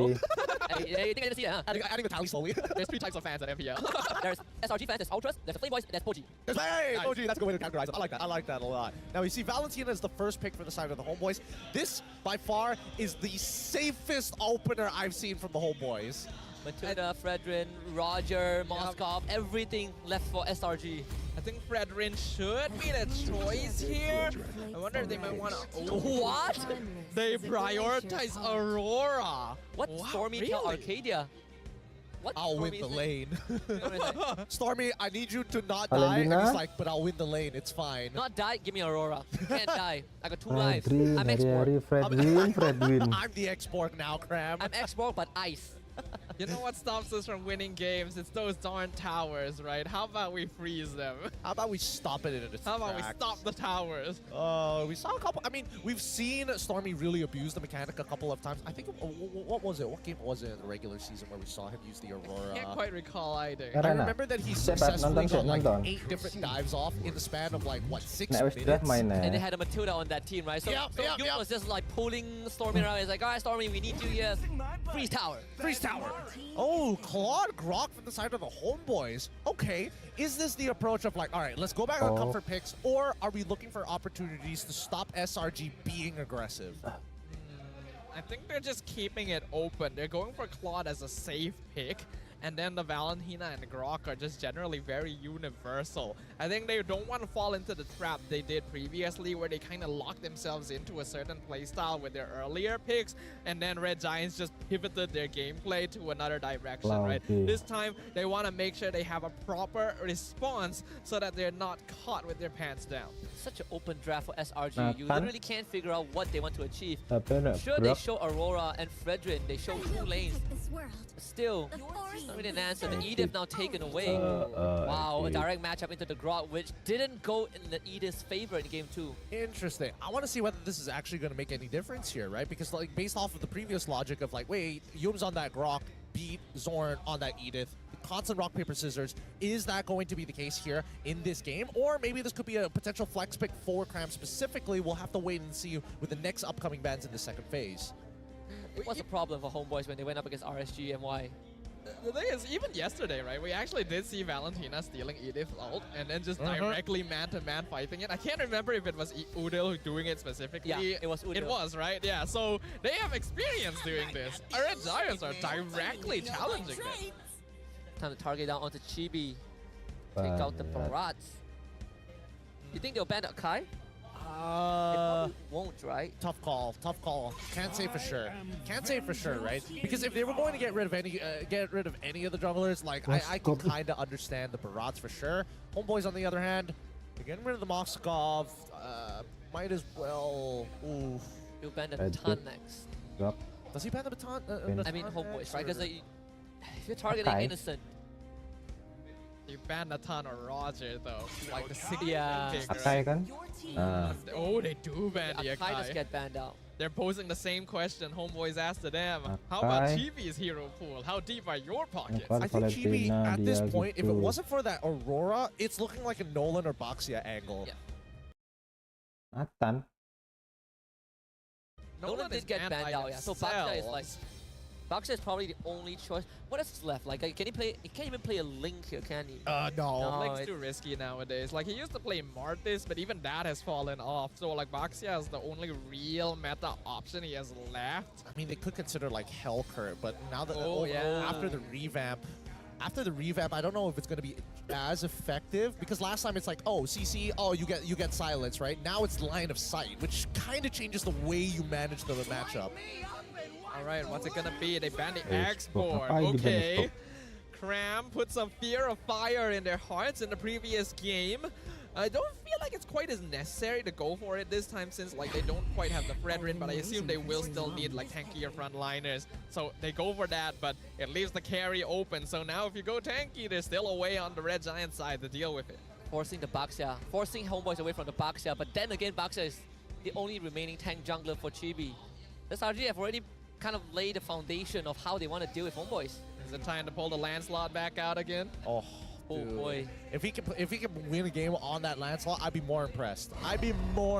Especially against SRG. But here we go, it's Roger as well as Lizla. Roger jungle, yeah, that's an option. Wow, into this Edith Fredrin and the Aurora. And that means that homeboys, they are hoping to not have game 2 and game 3 happen to them. Right? Like this early game is even more important than it is when you're on the Fredrin. I agree. Is this a Benedetta angle? is this because Paquito's also not too bad, but against into the Terizla matchup can be a little bit awkward, right? Because these early engagements from the side of SRG probably is going to be a little bit better, but eventually homeboys should be able to outscale it overall and maintain like the outer circle, right? It's being an in-fighter compared to an outer fighter, and right now I think that homeboys definitely want to be on the outside early and then later try to go in. This works as well, because Claude and Roger don't want to hit him, right? And he also makes life hard for the other two tanks on homeboy side. It's a great final pick here, and something that we already know that Graham is comfortable on. I think that the Red Giants have figured out a very good response to the homeboys and narrowed down the options, pushing them into a situation where they do have to play double a marksman. What do you think are homeboys' chances here, Gideon? Honestly, it really depends on like who gets that first blood, right? It's less about how this skirmish boils down to, and more so whether Chibi can even play the game. He's dependent on Subbot. He's also dependent on nets. Maybe Zoran can make the difference here, but it's definitely not up to him. Let's find out, because game number 4 is about to be underway in just a little bit. SRG thus far has destroyed homeboys 2 games in a row, and they're up 2-1. One more point and it's series point for SRG. Game 4 coming up. Homeboys on that blue side, SRG on red. Homeboys wants to become that massive obstacle on the path of the Red Giants, and they're going to try their best here. Zorn already doing a good amount of damage early on. Both junglers going to once again be starting on the same side of that map. For now, so guys, he's going to have an okay time. The question is whether Chibi is able to find that lead initially, right? Because Chibi, he wants to scale hard, but he needs to snowball hard. So guys, he naturally just gets stronger over time. With this being said, at least they now have some information about starting paths. Man, Cram is so nice. He leaves the entire orange buff for Sakai. He knows that he's going to be able to catch the wave in time as well. Here comes Chibi trying to steal something. He's not successful though. Red Giant's not going to force any sort of engagement here though. Stormy going to be the victim. Yeah, no point trying to go for the Lycan pounce here. Stormy still has his passive. You're just wasting time, as you can see that Sakai is quickly catching up. Most likely going to hit level 4 first. Yeah, he's already level 4. Perfect. This is exactly what we want to see. And at this point, oh wait, they got the timing right. Oh, Yums. Oh, that was close. Wow. Yep. 1-0 for Yums. Using that flicker as well means that Zorn's pressure during this turtle fight is going to be lessened massively. And we saw what Yums did with the Grok at the first turtle fight in Game 3. That's an important timing that they've now delayed from the homeboys roamer. See some difference as well. Zorn going for just a lot of movement speed and the tank emblems as opposed to the common emblems that Yums went for. Yeah, okay, so slightly different here. But with now 6 seconds left on the clock, it looks like Selangor Red Giants have taken a very good position on the north side of the map, hiding by Tri-Brush, making sure that they can maintain prio over the EXP. And now they're going to start the Lord Dance, right? As expected, supports as well as mid laners looking for level 4. Yums will be quite a distance from his, but Cram's going to straight up jump onto Zorn. Chibi is around, looking to see if Cram's going to drop down low. Now Vengeance and Penalty Zone both traded in. The Lycan pound and some damage. The bot finds the first blood. The guys gets a big taunt, but no ultimate for him. Homeboys finding 2 kills. Udel up to his shenanigans once again, stealing that Primal Wrath, doing so much damage. I feel like Cram may have popped the Vengeance a little bit too late there. He was already so low on HP that just the passive damage from Lycan Pounce would take him out. And without him, Red Giants not going to be able to do too much. I don't know. That was a bit weird from the Selangor Red Giants, right? Like, why take that fight when you know Yums as well as Stormy isn't level 4? Like, Stormy missed out a minion by EXP side. Wait! Whoa! Wow, committed a wow charge just for that. I mean, might as well, right? The next objective to fight over is in 92 seconds. They played them. They were balancing their timing around knowing that Zorn only has that power of nature to potentially steal it, but then he pops the wild charge, catches them off guard. Ooh. So far, the teams that have gotten an early lead went on to snowball the game. See if that's going to be the case for homeboys. They already have a near 2K lead here, 3 minutes in. That's the start they were looking for. That's literally what we mentioned, right? Homeboys need that early game goal advantage if they want to match up against the Red Giants later on. Zapat already 2 levels up on Cram as well. I mean, the fact that Cram died once, I mean, that lane is basically over, right? Homeboy, like, even for Subbot, he doesn't necessarily have to win trades against Cram. He's just going to outpush him every single time. And as long as he doesn't interact with Cram, well, Cram doesn't have much of a choice or say in the matter. Beda 3.000, 2.000. Chibi's definitely having a way better time on this Roger. 2 assists, no kills, unfortunately. I think one for Udio, one for Subbot, but still, right, those two heroes getting early lead is gonna benefit them in the lane regardless. Worry about the next objective fight though. 2000. I think we're seeing from the interactions as well that this Edith pick not having a very good time, right? This is exactly what Yums did to Zorn in the previous game. That anti-CC messes with the entire combo, doesn't allow Yums to have a lot of map pressure overall, not to mention Udil feeling very good about stealing that Primal Wrath consistently. I kind of wonder if just the direct challenge here of taking this hero in a disadvantageous matchup is paying dividends or not. We'll see in a little bit, right? Like, for now, we can confidently say that, yes, it sort of is. Cram is going to jump at Udio again. Wait, he's melting down. It's less than half health. Penalty zone onto Cram. Cram's going to use that ultimate and vengeance, but Subbot, he is pounding Stormy! Stormy still has the passive, but Cram already went down, and Stormy forced to run away. Udio with the Primal Wrath, and he's going to flip Yums back. And this Edith is not going up well against the Valentina. Yeah, this is gonna feel quite bad now. Already a 4K lead. We're seeing the same snowball. Is it gonna be the same thing for every single game? Oh, is he dead? Oh. No! What? He walks away with just like 1% of his HP. Oh, the timing. The timing could not be worse.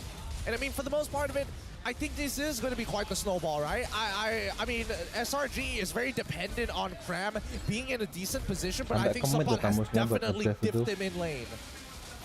This is the open thing that Homeboys were looking for. That early game lead, that pressure, 5K in 5 minutes. It's kind of surprising how one-sided these early games are, considering that these teams are pretty evenly matched so far. But hey, that's how the cookie has been crumbling so far.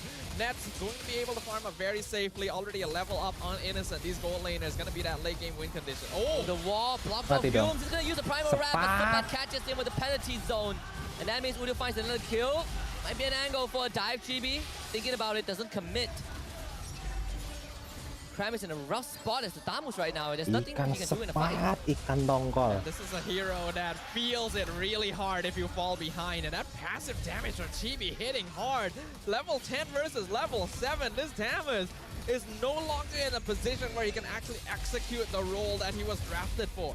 Yeah, I mean, the most that he's got is vengeance, and even so, it's a very small window to tank out against the raw damage from Homeboys. And all eyes will turn to Innocent very, very soon on this carry. But I mean, even for Innocent, he still needs some time. He's behind Nets in terms of experience, so it means that Nets has won that lane. Homeboys are in full control of the map right now. They just need to continue doing exactly what they're doing. They have better utility, more CC, more damage overall, because Red Giants are still going to be waiting on some scaling on Innocent and Stormy. This is go time. What Homeboys need to do is make sure they don't allow the game to delay to a point where Innocent becomes a problem again. No, Subbot was found, taunted. Innocent won't full commit into this. They know that it's too risky. But I don't know how SRG are going to contest the turtle though. Chibi is 3 levels ahead. It's about to be 4. I think they just have to wait for the extension, right? Oh. I think Yums overextended. Third guys comes in, attempts to steal, doesn't find it. And he's just getting melted. It's not even close. Not even a competition. It's a one-sided smackdown. Oh, man. SRG, they just don't have the tools, unfortunately, right? Unless Stormy makes like a super play, able to get like...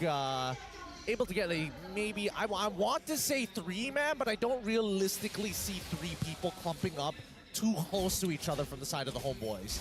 Yeah, they're not going to make that same mistake. They're going to try on Chibi here. Chibi needs to somehow outplay this. Where's the Lycan Pulse? There's the iframe. That is what we've been looking for in Chibi. He's going to beat Yums as well. Yums, 1v2, Chibi. On the Yums. Oh my goodness. The Primal Wrath form almost getting him off, but Udio will find a collection. While charging the follow-up layering is just immaculate. Stormy will walk away, but Cram finally shows up. Sakai barely surviving, but Cram might be sacrificed. Sakai doesn't even survive. He popped the execution strike. Oh, this game might be over. Nearly 10,000 goal difference.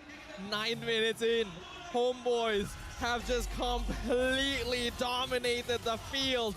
The Red Giants don't have any space to farm anymore. This is unexpected, to say the least. I would say it's pretty unexpected too, right? It's not like Homeboys is winning by gigantic miles, right? It's not like they're diffing them so hard. It's just small built-up interactions. Every single time, Homeboys is just etching them out at 100 gold. Oh, you made an even bigger mistake. Maybe I'll get 500 gold off of this interaction. And SRG, unfortunately, has blundered more times, and Homeboys is able to win out in these types of situations more often to get them to this point. There's not much to say about this because there's just so many things going right for the Homeboys. And the fact that Homeboys are 11k ahead without a Lord is just insane. And it's only 9.5 minutes. Yeah, I'm realizing that the Homeboys having multi-pronged setups is very valuable. This could be an opening. Zorn does end up going down. Placing order I think it's lights out for SRG. No chance of coming back. Yeah, that's just over. There's no way. The damage from Nets is too much. The damage from TB is too much. Both of these are meant to be the win conditions for the Homeboys, and they're both already online. Oh, masih ada pecah. Like, this is disgusting. Like, this is absolutely disgusting from the Homeboys. They've won on every single front. They only need to win 2 out of the 3 lanes. They decided, you know what? We're going to go 3 for 3 in the lanes. Every single team fight is going their way. They've got so many angles of approach. They've got so much damage built in. The Red Giants really needed a foothold early on to be able to build a foundation in this game, and it's just been taken out from them. The carpet's been pulled from beneath their feet, and they are slipping, and they are hitting their heads real hard. The fact that Innocent doesn't have a flicker against the Terizla makes it even harder, right? It's the Terizla of Grok. Both are an issue, but you only have a solution for one. Lord will be coming down that mid lane, but Homeboys are at just an insurmountable lead. 13,000 and counting. All right. Now, SRG, they've got an opportunity to maybe turn this around, right? In terms of high ground defense, probably not the best in the world, but they do have an opportunity if Homeboys, and only if, they clump up too close together. I think that the Homeboys probably should split up ever so slightly. Yeah, 4-1, just like this. Even Udo has just crazy damage. Homeboys, you can just slowly whittle down the structures. 2 inhibitors down just like that. Wow, charge. Zorn to the back step, but with a penalty zone, Yuz doesn't even get to respond. They're going to be frozen underneath the crystal. But Homeboys with just sure goal lead will tear SRG apart. That is the equalizer. We are guaranteed 6 games. Wow! Wow! Wow! Ladies and gentlemen, what we have just witnessed is the most one-sided loss that the Red Giants have had the entire season. Every defeat, they've had a chance. But in this one, Homeboys did not give them a single glimmer of hope. Man, both of these teams only throwing haymakers, right? There's no jabbing, there's no feigning. They are honest with what they do. It's either I dominate or you dominate. There is no in between. And some of these top level heavyweight fights, you know, you come in 30 seconds, it's a knockout punch. Oh, this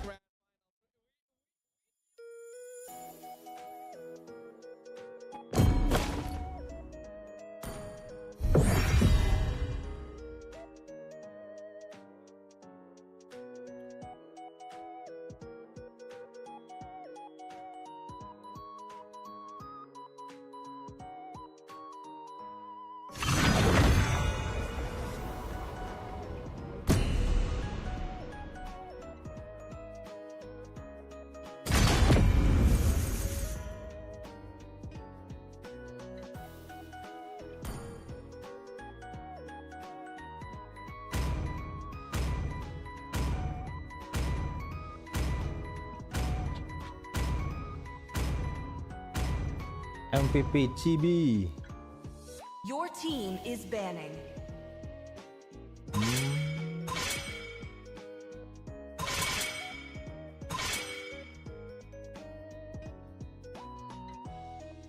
Please ban a hero.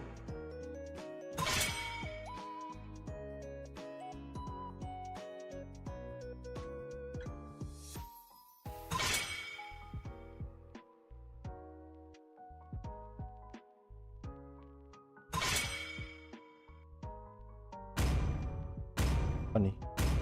Cerat. Your team is picking. Kemenangan sudah di The depan enemy mata. is picking.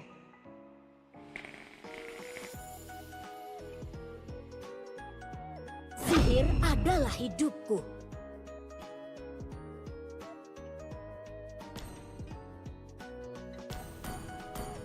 Haritnya lepas.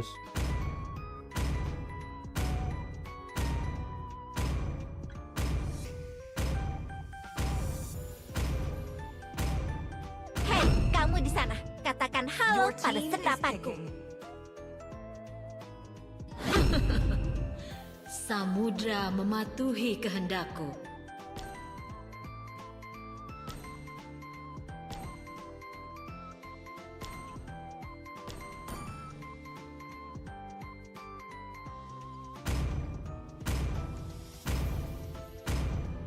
Roger.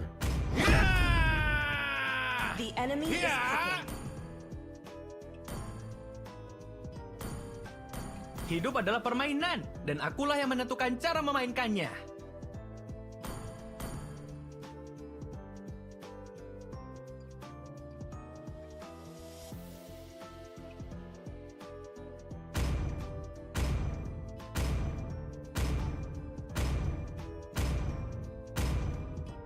Tidak ada jam yang bisa Di lolos mana dari targetku? Please pick a hero.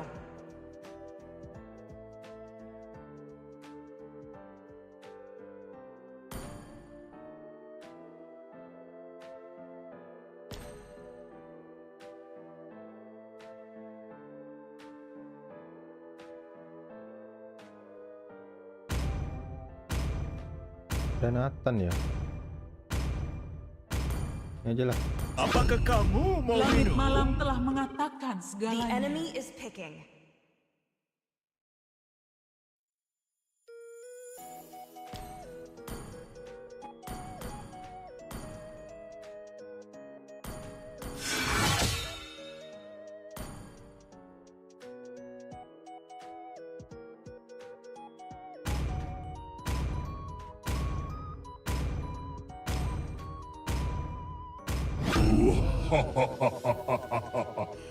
Bakar mereka semua.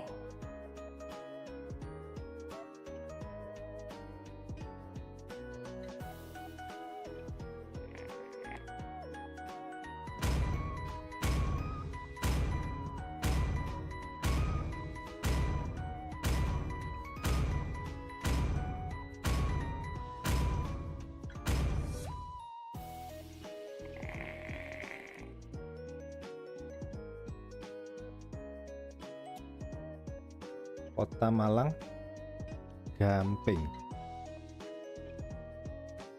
WS gitu yo, WS. WS dong.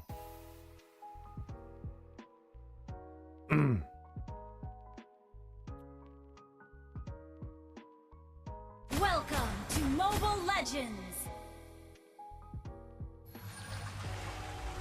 5 seconds till the enemy reaches the Mabar, battlefield. ayo Sep. Smash them. All troops deployed. Waktunya memberikan kalian pelajaran.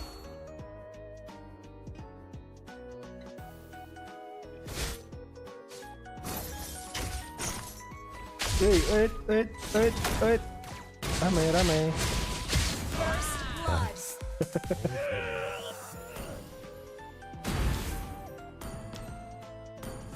Besok sekolah ujian harus belajar. Aduh, sekolah bener. Belajar, Sep.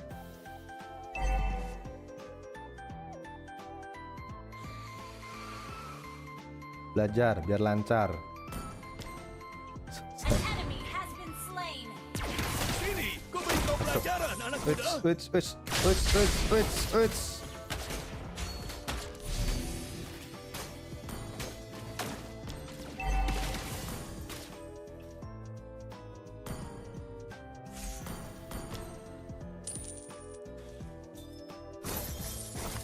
Launch attack. Okay.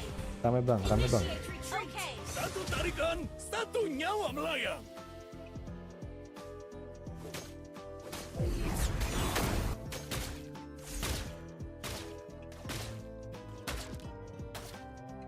Mati nggak bro?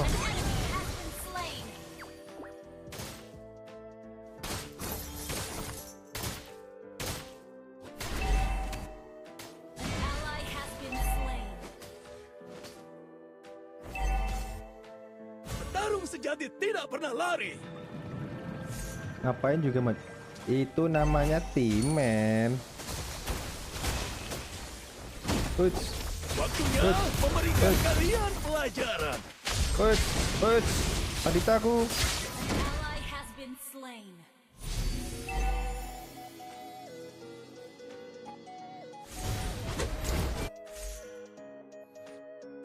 Sini, ku beri kau pelajaran, anak muda.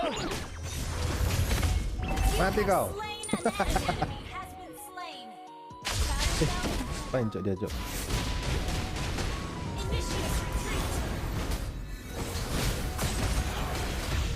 Lawan menghilang. Petarung sejati tidak pernah lari. Mana nih mas kepala sama Layla nih? Gather at the turtle. Understood. Ult is ready. Oke. Battle spell. Gather at the turtle. Battle spell. Sabar.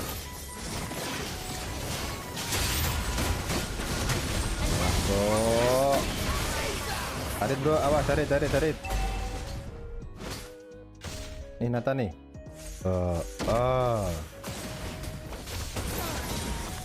Sini, ku beri kau pelajaran, anak muda.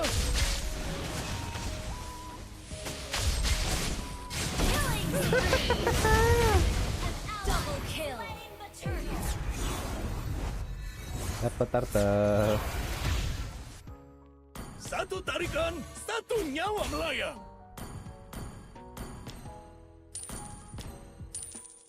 Gimana Moskop kalah sama Layla ini? Ult is not ready.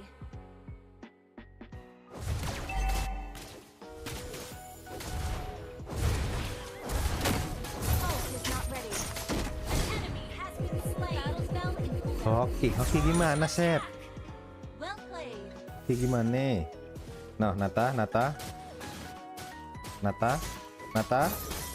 Ada dia. Mana dia? Oh ini dia. Tarung sejati.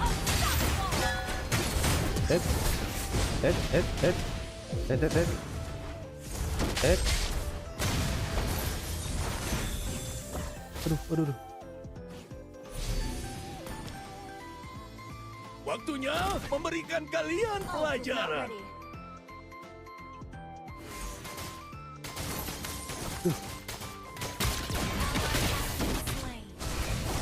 Mati dong. Nice. Tarung sejati tidak pernah lari.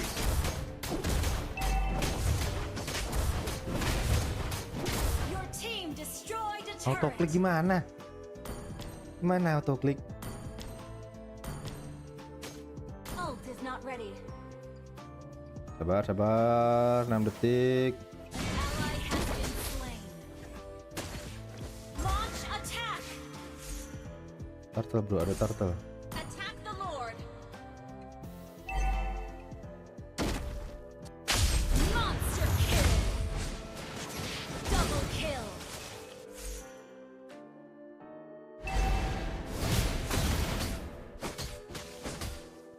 Gather at the turtle. Legendary. Your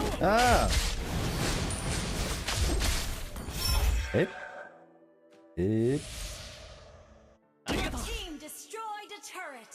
Initiate retreat. Wait for me. Understood. Waktunya memberikan kalian pelajaran. Nge-lag woi, masa nge-lag? Oh iya. Biasa indie home, indie trot. Okay. Sini, memberi kau pelajaran, anak muda.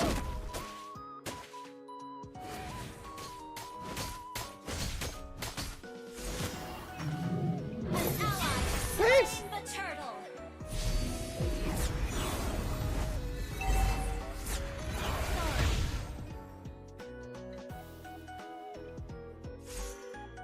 Bukan Elgatonya, internetnya. Legendary. Launch attack. Internetnya, Sep. Launch attack. Waktunya memberikan kalian pelajaran. Shut down. Enemy rampage. Ally has been slain. Ayo Isme. Sini, Mati nggak nih? Matilah ya. Legendary.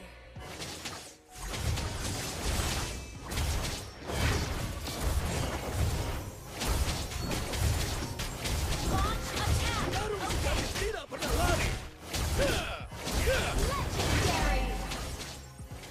Your team Patah gimana, Sep? turret. Aman loh. Lu ya. Launch Tapi lu tuh. Our turret has been destroyed. An enemy has been slain.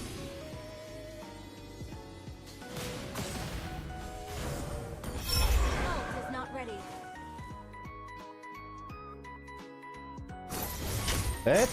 Tap. Gak mati dong. Aduh. Satu tarikan, satu nyawa melayang. Your team destroyed a turret. Sabar.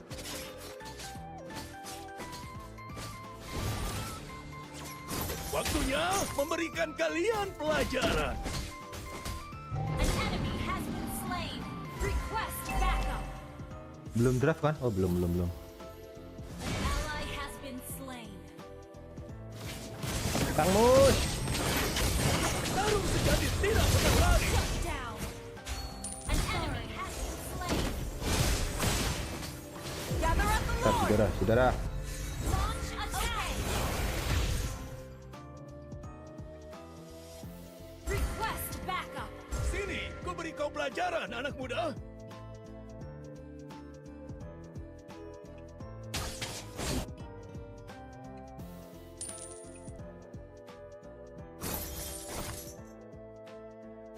An ally has slain Lord. Ally has been slain. Launch attack. Sabar. Hei, sabar. Ya ilah.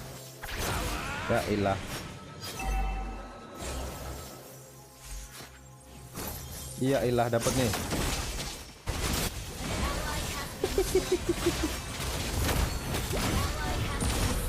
Ult is not ready. Legendary. Nggak ada ulti, bro. Wait. Ult is not ready. Waktunya memberikan kalian pelajaran. Launch attack. Initiate retreat. Understood. Your team destroyed the turret. Initiate retreat. Ult is not ready. Sini, ku beri kau pelajaran, anak muda. Ally has been slain.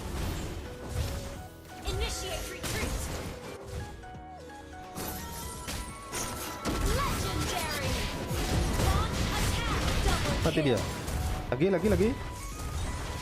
Tarung sejati tidak pernah lari. Mana Natanya? Initiate retreat. Mana kau Nata? Unstable network. Gitu gini.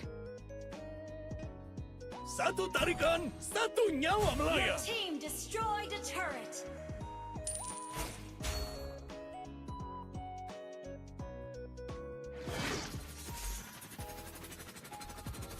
Sini, ku beri kau pelajaran, anak muda. Ult is not Oke. ready.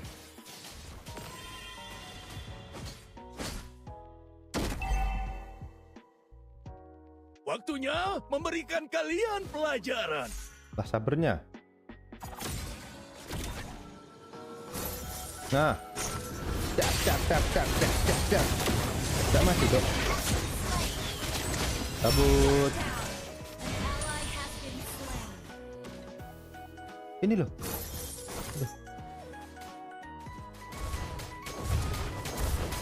Your team destroyed a turret. Initiate retreat. Balik dulu. Balik, nggak penalti bro.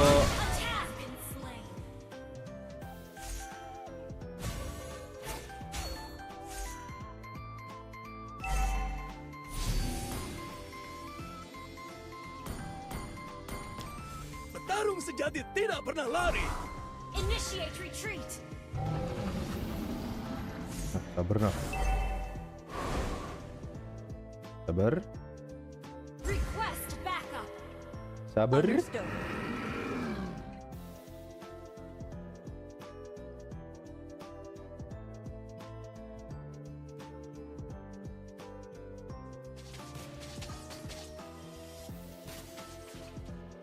Oh, recall dia. Satu tarikan, satu nyawa melayang. Siapa nih? Aduh, Harit.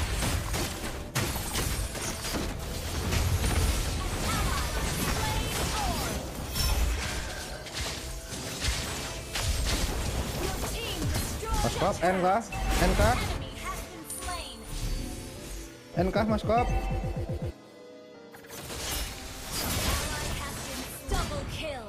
Anjing, Cok, malah mati Cok Mas Kopnya.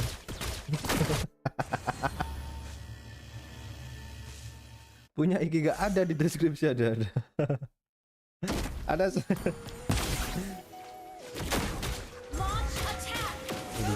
Tidak pernah lari.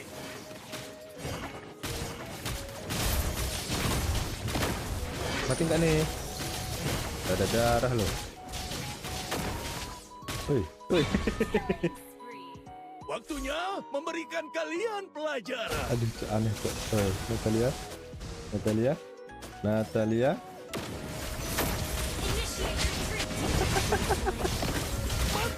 Jaluk rangtak mas karo ramah.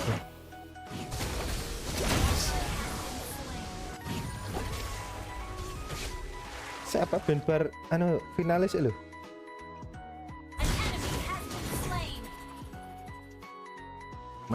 Match kowo lulu. Rame yo homebois.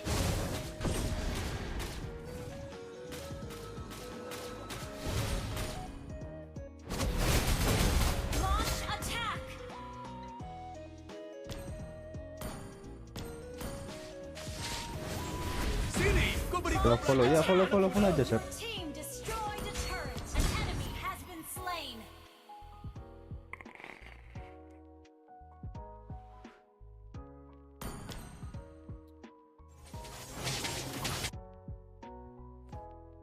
Fallback ya, fallback. Harit. Purify.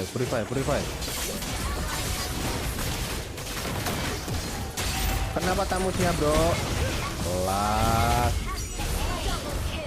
Kelas bro. Nata.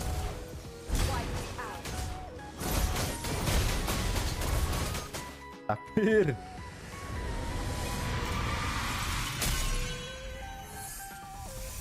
Victory!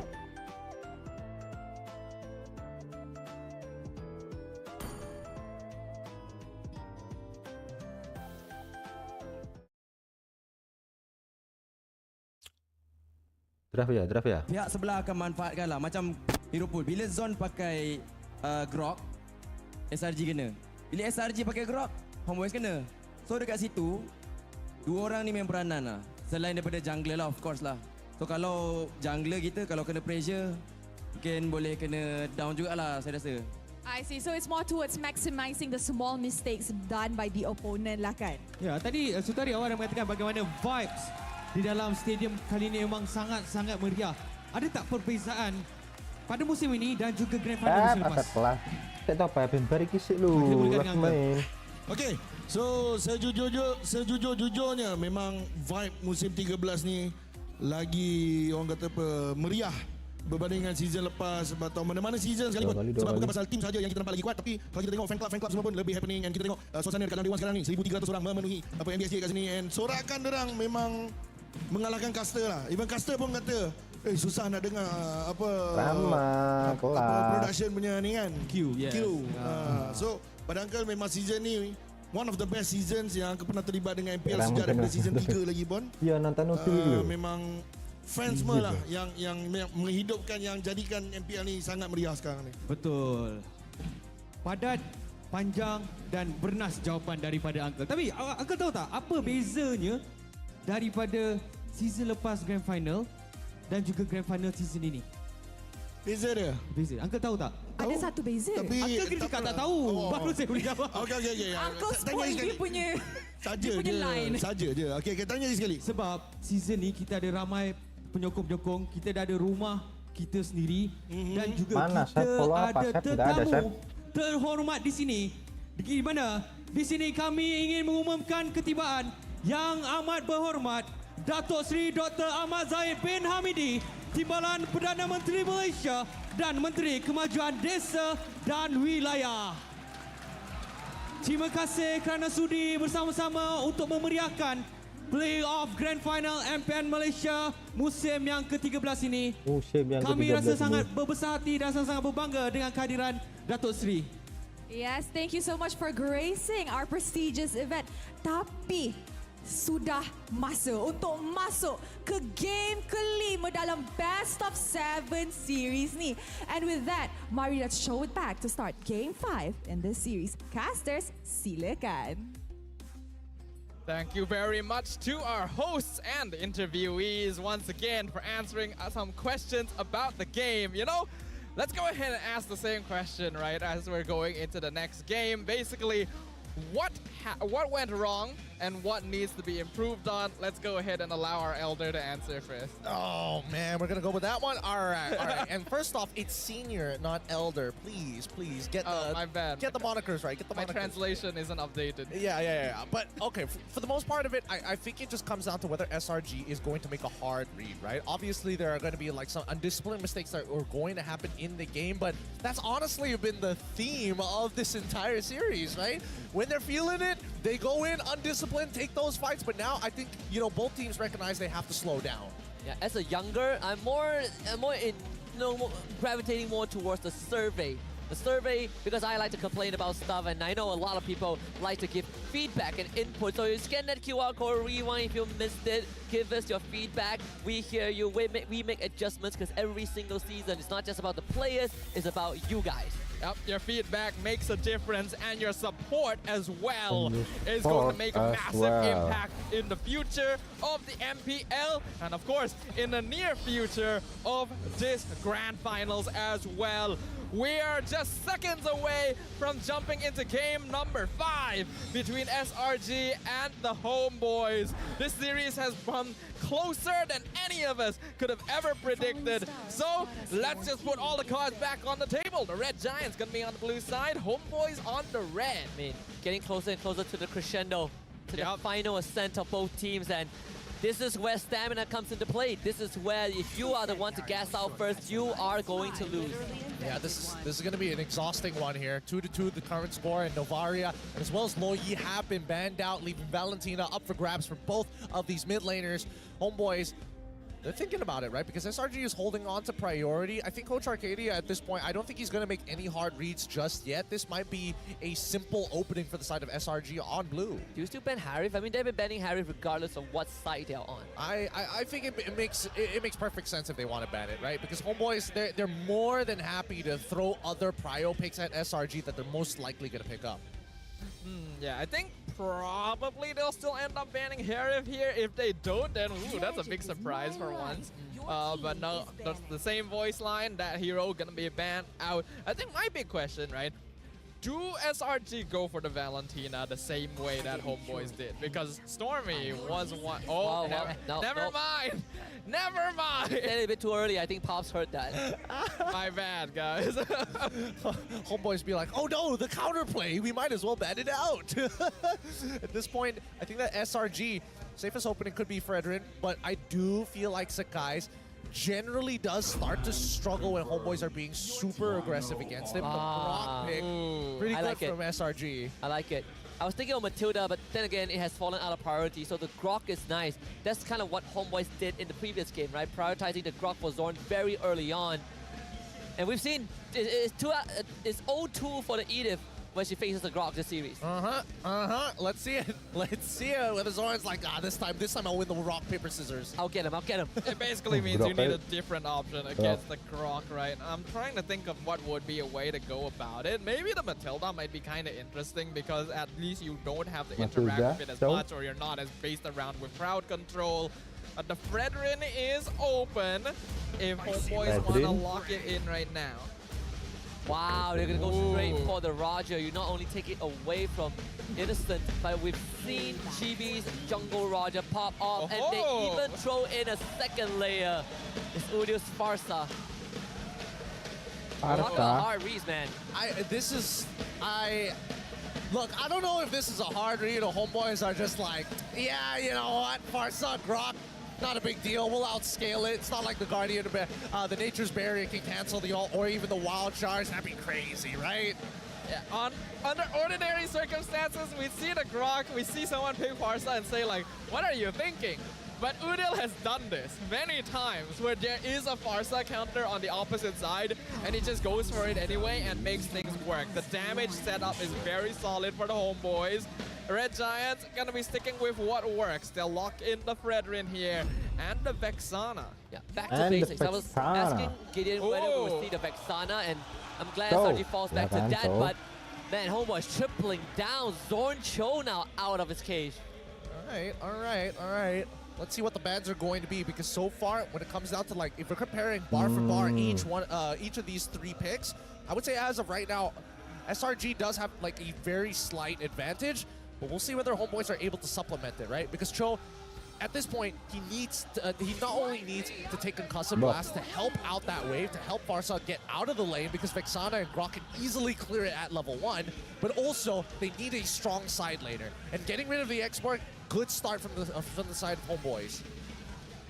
What would be the side laner they're looking for here?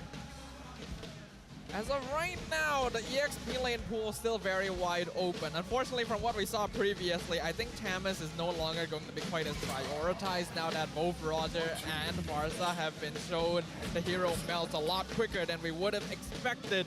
So that will raise stocks on things like the Terizla, which Red Giants do ban out. Yeah, I was thinking of Terizla for Red Giant, but sadly they're on the blue side, so it's too big of a risk to let through. Without Terizla and X-Borg, I think SRG, I wonder if they will start pivoting towards the Pakido, but even then they won't have priority, right? Homeboys will be able to pick it if they want. I mean, worst comes to worst, like Yuzong is still available, right? And I think the EXP right now is quite volatile. We're not actually seeing an Arlet ban just yet. Maybe from the side of homeboys. No, Moskov. Let's see whether SRG think the same way. I just thought of something. SRG did play Esmeralda. Oh yeah, you're right. That used to be one of Cram's signatures, I think, even before he came to MPL-MY. Would work well against Cho since he generates a good amount of shield for himself. But I'm not sure if it's going to be good enough, actually. I would still personally prefer something like the Pakido, because he can also cancel the better airstrike. Like Pakido, Yuzong, Lapu Lapu, all are pretty good, I think. Yeah, I think Lapu here for the side of SRG, not entirely bad, but that means they would need to have a winning gold lane matchup. And this Roger, once again, it's quite an interesting flex, right? SRG are the ones banning out the Yuzong, so it looks like they've already predetermined what their EXP is going to be. Let's see how homeboys respond to this. They have first pick. Especially when you need to potentially blind pick that XP lane again. Homeboys now have a good reason to just host the fast pick until the very end. Ooh, this is gonna come down to the wire right now. SRG's draft is a little bit more open. Homeboy is gonna stick with what's safe and what works. Going for the Claude on Nets once again, so it is the double marksman comp. Can Red Giants find the pain point this time? Talk about being scrappy. They don't really have a normal front line, but they have long-range artillery strikes, they have late-game scaling, they have a cleanup crew. Unless they rely on Stepa to be that front line, but the only reliable one I'm looking at right now is probably Damus, Esmeralda, Khalid. Not much of a good option, though. All of them are susceptible in their own different way, right? There's no one hero solves all the problems right now. and I'm trying to figure out what is more important. Is dealing with this Farsa more important than being able to have Peel against Bruno, Cho? Paquito, I don't know. Bruno. I personally think that maybe even Ruby would honest to God not be that bad, but it looks like they picked their Makan poison. Nathan. It is Paquito, and they're also going to get the Natan. I like it. I like it. Partial. I was wondering when we would see the Natanya Pram Paquito. He Purify. did play yesterday, and it was a 2 days ago, right, against KGE. It Nathan was a Purify. pleasure to watch. And it, Selesai. unlike the previous game, the previous days, there's not really an easy way for like a Loyi to go cross-mat rotation to gank Cram. They will have Surpass Edith, and that is the best that they get for a front line. Right, Edith hasn't been having a very good time against the Grok, but this time it's not in the direct contention. It's gonna be the EXP laner versus Paquito, which I think will make things easier. Kenapa, Red Sep? Giants have a very basic lineup. Like it's front to back. They do exactly what they need to do. Whereas, like you mentioned, Homebois is a lot more scrappy, right?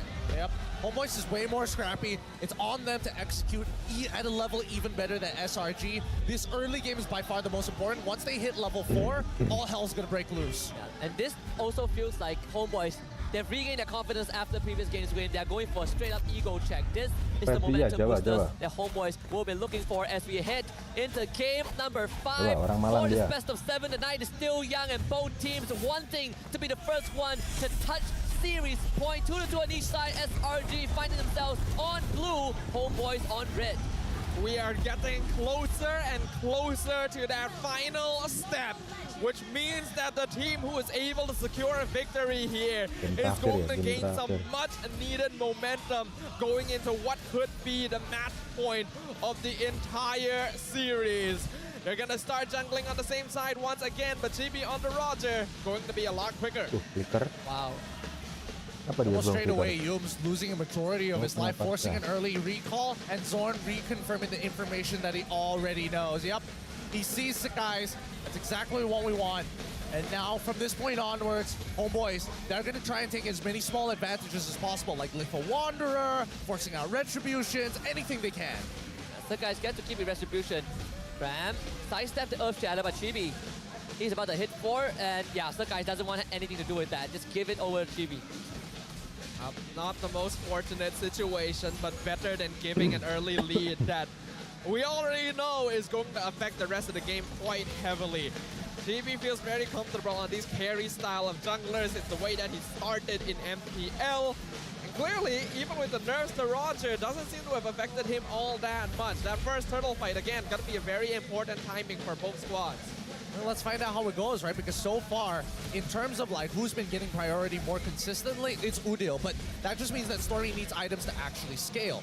Crammon as well as Subbat. This lane is interesting because it's either really heavily in Subbat's favor, or Cram is not going to let Subbat ever walk up to the minions again. Yeah, and I think Cram is trying to get that freeze going. Yeah, he's freezing the wave. Exactly what he should be doing here, especially since the turtle is going to be spawning on the top side. The easier it is for his side to farm, the earlier they'll hit level 4, the better they will be able to control that turtle pit first. That was a crucial onwards. Zorn looking for his 4, and Yums can run out of the power of nature, but Zorn hasn't had the ultimate just yet. So SRG feeling comfortable to start the turtle first. Chibi is a full level ahead of Sakai. This is not going to be an easy turtle contest. Udio and Sabat also joining the fight. Chibi, he's going to start to take out space. Zorn finds the kick, kicks the guys away. Enemy's turtle easily goes over the Homebois. Yums forced away. The Earth Shadow does connect onto Cram. Chibi not going to commit to it. SRG forced to fall back. Yep, this is a lot slower than what we're used to, right? Homebois, they're not pressing their lead too heavily against SRG, and even SRG not even trying to contest it too hard against Homebois. It's better to walk away with a missing objective than walk away missing the objective and having 4 down. Gone on. Does have the Jit Kundo. I don't think they can kill it, Miss. Zorn is just here to waste time. The guy still continues to try and chase his stuff, but misses the onwards. Cram commits to the combo, but Zorn is just too slippery. He's got the Schmovement! He's got the Schmovement! And even without the flicker, he is sneakily slipping through. This allows Chibi to actually steal away the orange buff and continue to get ahead. TV is gonna be like 2 levels ahead of Skies consistently here. Roger just farms so quickly, and Zorn is doing such a good job of just being a nuisance in the jungle. There's a reason he's a local legend on this hero specifically. And the Red Giants are on the receiving end of it right now. Homeboys, their net worth lead, definitely not as big as it was in the previous game, but it's slowly adding up. On my bottom side, though, at least we are... Oh, hold on. Take their time, because Cram, he's winning out these trades, slightly behind in EXP, but that's totally fine, right? As long as he doesn't die. But bot side, at least we're noticing that some of the moves coming in from SRG, the rotations are now leaning more towards that bottom side of the map, just to make sure that Innocent doesn't get locked out and is able to scale faster against the Homeboys while the gold deficit is very minimal. I think they have kind of switched to a contingency plan, right? Like my jungler isn't working out well, top lane is, XP lane is static, we've gotta somehow get in a ton. As much as the lead as we can, no matter how small it is. You're gonna see Zorn here, and that's good enough. The fact that Homeboys is playing such a technical draft and still able to find a small lead against SRG this early on is super impressive. Yeah, it is. And now they're going to give 2 waves over to Innocent. One from the mid lane and down. He's going to run back down bot side. And they're going to do the same thing, right? SRG, unless they find a very clear opportunity to get a kill on the Homeboys, for the most part, I don't think this is not much of a contest. Gonna let the turtle reset. Stormy takes 1 shot to fed an airstrike, but Udio is going to hold on to that as long as he can. Uses the rest onto Sakai. Zorn flickers kick, and that means there should be no turtle, but somehow Stormy steals it. The Eternal Guardian knocks out Chibi, but Sakai needs to get out. Nets with a blazing duet. Sakai will fall. SRG, they will be the one to get first blood though onto Zorn. It's a 1-for-1 trade, but turtle for SRG. Yep, and now the mid is open. They've cut rotational paths off. They want this tier 1 bad, and Sopat, realizing that he's got no reinforcements, onwards out of there. Cram is here. Dangerous spot to be in. Chibi wants to run away. Here comes the full combo. Chibi dodges it. Able to survive still. Innocent now brought to the mid lane. All right. We're seeing signs of life from the Red Giants here. They didn't fall into the trap from the Homeboys. Played it safe and steady around that turtle pit. And that allowed them to get the ball rolling. Stormy stealing the turtle. Innocent getting a kill onto Zorn. Unfortunately, they did still end up losing Skies, though, so this jungle level difference is continuing to plague them. Yeah, but at least for Skies, he might be able to get a couple of his camps to catch back up. But GB, he's power farming out of his mind, right? By the time we see Skies hit level 8, we should see GB be hitting level 10. Cram is having a good time against the bot. That is the expected result. As long as you don't overstep your boundaries in this matchup, it should be favored toward Paquito almost 100% of the time.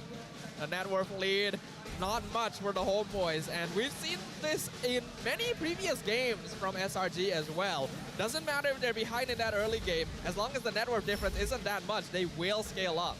It's the closest any game has been, honestly, this entire series for both teams. 6.5 minutes, and no one having a substantial lead. Conceal was used by Yums. Yeah, wow, the Zorn is too good with the Shunpo timing. Yep. It's too good, but Cram on the other hand. That was lucky. Oh, wow. Not enough to execute in the Lycan Power. At least they get the tier 1 top. Wow, I'm surprised he actually made it out of that one. Okay, fair enough. They trade 1 for 1, 1 tower each. They're going to go and recall back for this upcoming turtle fight, and I think for the most part of it, like SRG, they're probably going to be sticking to their current plan and playing around nets and leaving Cram to clear waves.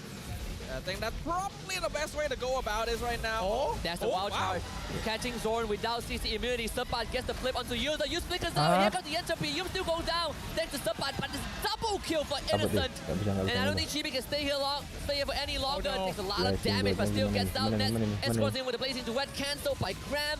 SRG is starting to strike back. Good peel from the side of SRG. Really, really good stuff coming in from Cram as well. Making sure, I mean, Stormy and Cram are both looking at the back line to see how far they're catching up to that front line. And they want to continuously put a wedge between the two. Now, this means that Turtle will, well, should fall into the hands of SRG, but considering the mid laners, it's a little tough. On, flicker, kick. That is just the guys, but Nets and Chibi are onto him, and Cram will make sure that he gets out. All right, this is what SRG have been looking for here. And now this is a little bit worrying for the Homeboys, right? We know a lot of these games come towards the gold lane scaling. And Innocent has already been fed 3 kills in total. He's got a 1.5k gold lead on net, so this Claw needs to catch up. Holy Crystal incoming. He's 400 go away from that. Oh man, once he finishes that Holy Crystal, there's no way Nets beats him in a 1v1. Not until he gets that golden staff. And again, it's so situational, right? You have to hope he doesn't have entropy. You have to hope that he doesn't have enough golden staff stacks on Nets. There's so many little things to take into consideration.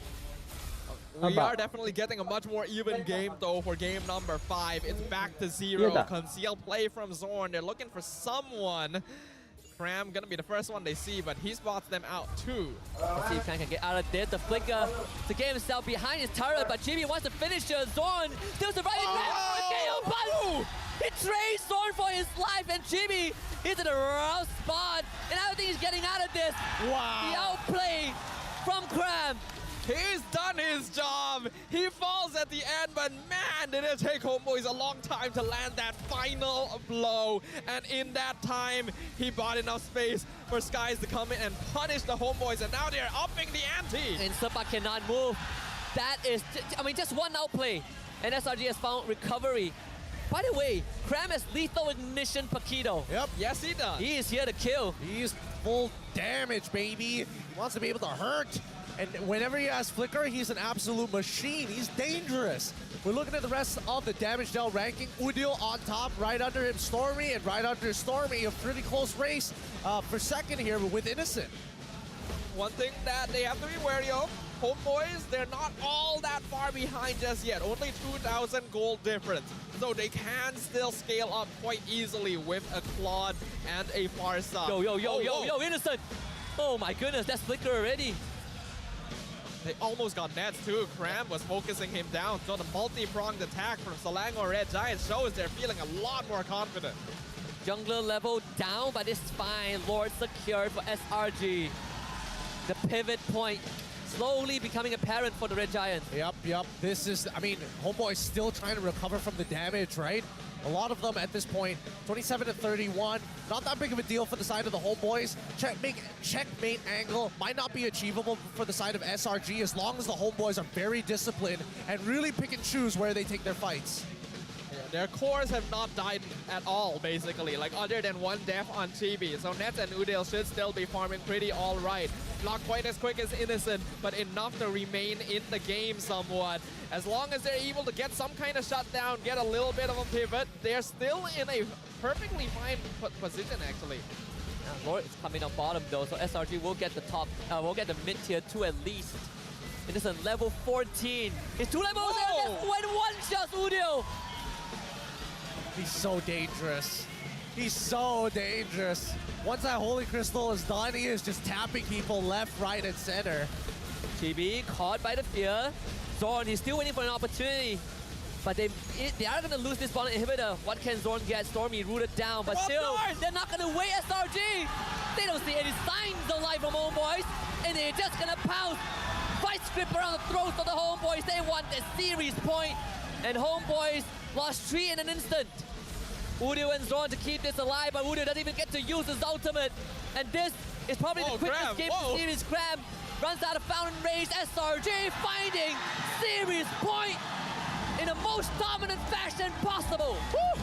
That early game, both teams had to calm down, take a chill pill, get into Zen, try to protect themselves. And when they had the time to strike and finally press their lead, they push Homeboys' button. What an absolute marathon between the two. A much more disciplined approach by both teams this time as they're just waiting to scout out their opponents, waiting for that one mistake. The ones who found it first were the Giants this time, and they are now at match point. 1 game away from making history. It's gonna be up to the defending champions to switch things up to bring it down to the wire. Oh, goodness. I can't believe it started with a Cram outplay. Yeah. Look, SRG, each one of those members are dangerous, man. Cram is nobody to be messing with just yet. He may be a pillar, but it doesn't mean he doesn't have that killer instinct. Right now, I'm just trying to figure it all out, right? It feels like both teams are very adamant on breaking the tempo against each other, right? They're not holding on to necessary resources right up till that Lord or Tyrol objective. A majority of the time, pre or even post objective, that's when they fight. I mean, it's just crazy how SRG, they just found just one small chink in the armor, and just one small slip from homeboys. They not only trip homeboys over, they pushed them down, they stepped on their back, and they took everything from homeboys. Chibi was constantly 2 levels ahead of some guys, but it really felt like it's not a problem. Yeah, you normally think that when your jungler is so far behind that the game is already going to be over. It's going to be so difficult, but not when you have the innocent beast himself on your side, getting those 3 early kills on that.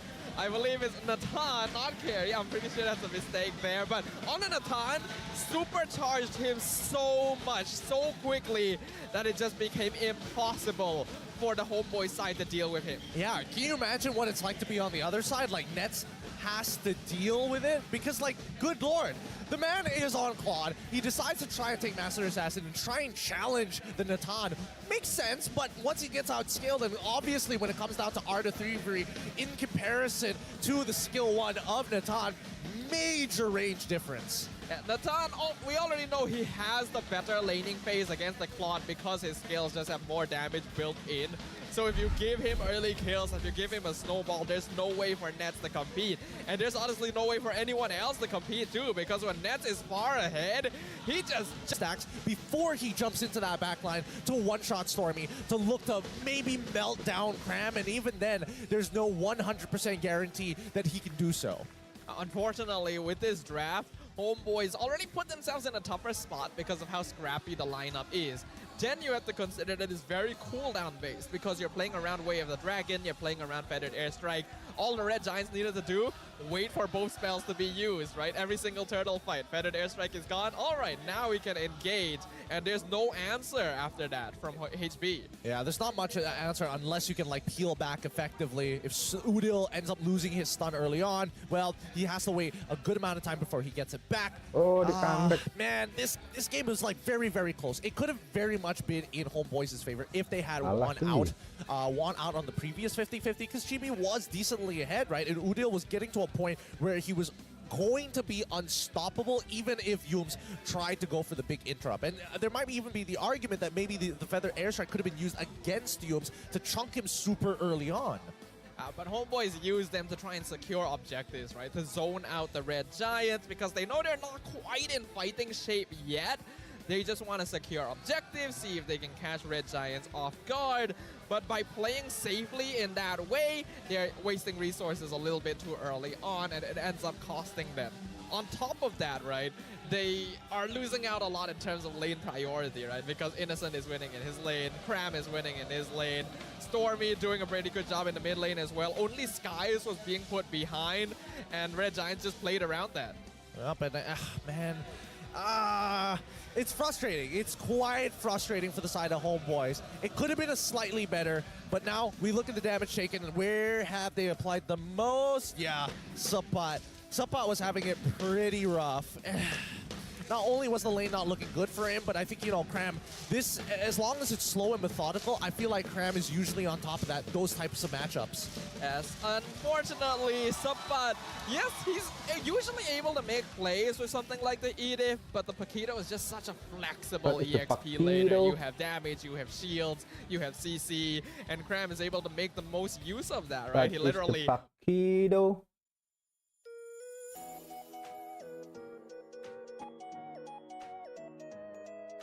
Semat lah, semat.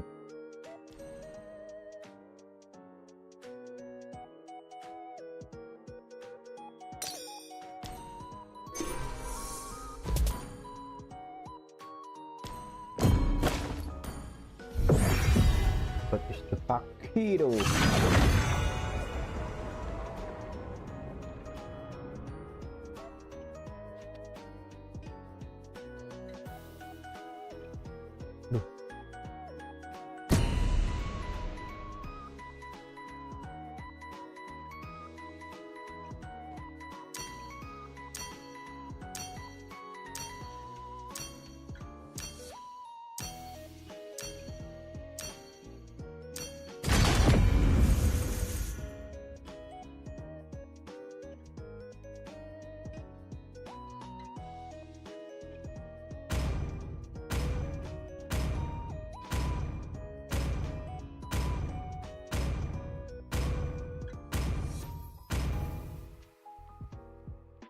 ban a hero.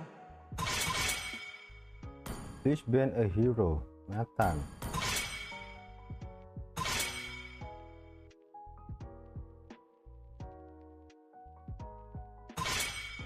Your team is banning.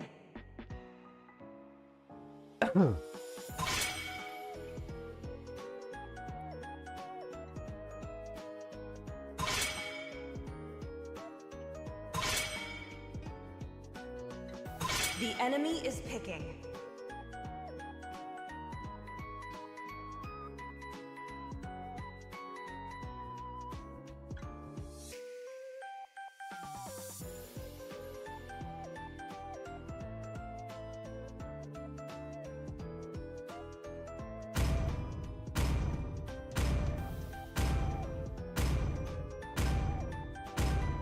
Aku tidak pintar, tapi aku Please pick a tahu hero. apa yang aku lakukan. Barat. Barat tepi, barat tepi.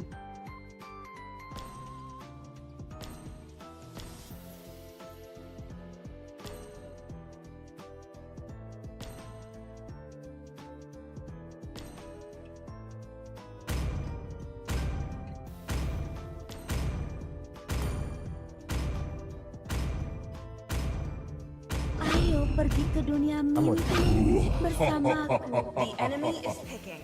Bakar mereka semua.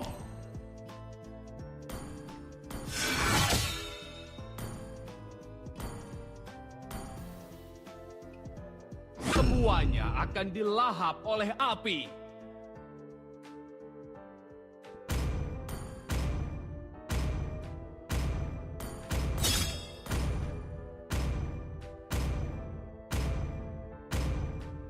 Saatnya berburu. Your team is picking. Ketika kamu melihat kegelapan, kegelapan diaktifkan. akan menatapmu kembali.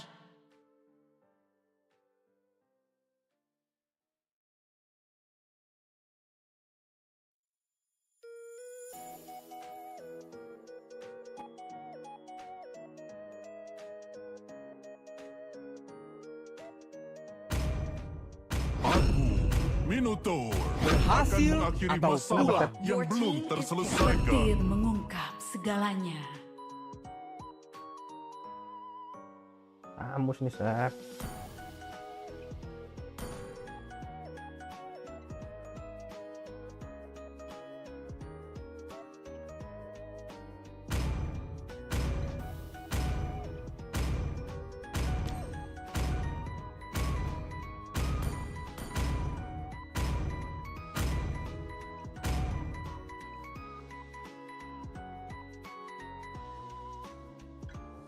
Bekasi, Banyuasin, Binong.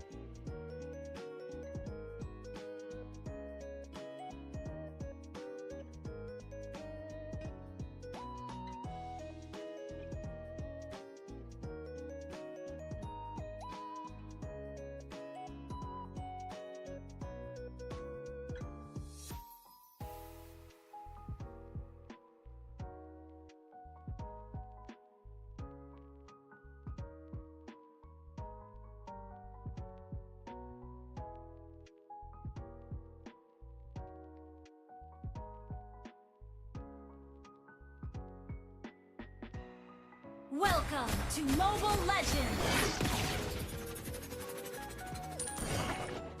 5 seconds till the enemy reaches the battlefield. Smash them! All troops deployed!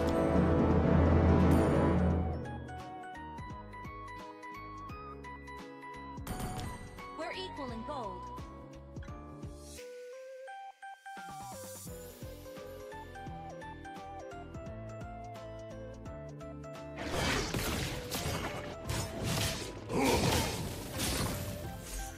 Pengkhianatan adalah senjata orang lemah.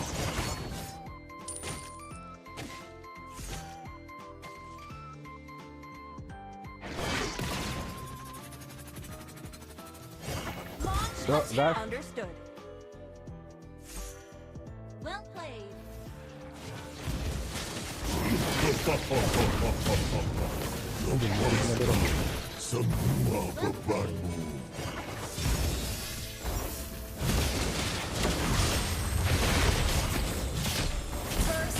mati kau.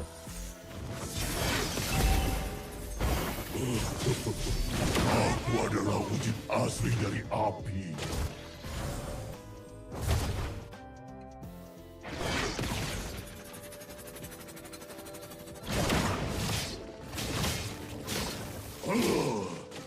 Hanya orang yang kuat yang pantas menjadi penguasa.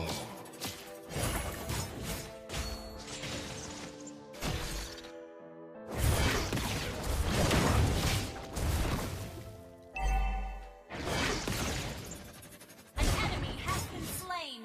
Hit.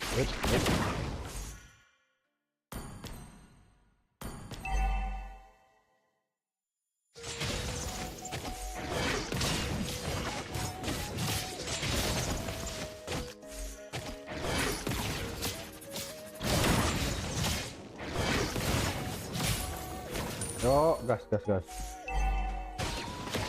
Lah ya. Aku merasa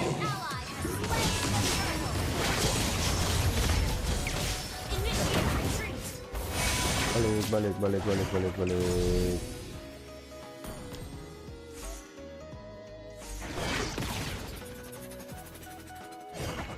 jangan melawan Obbi.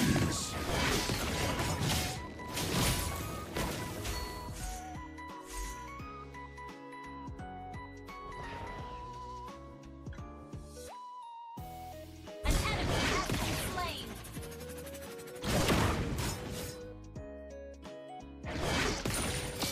Initiate retreat. Adalah wilayahku.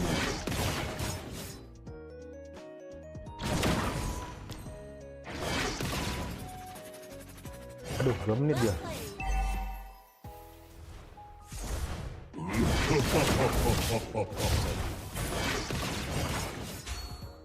Hanya orang yang kuat pantas menjadi penguasa.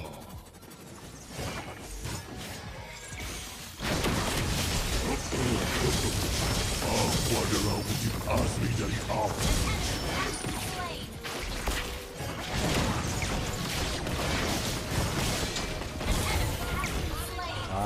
Do. Pengkhianatan adalah senjata orang lemah.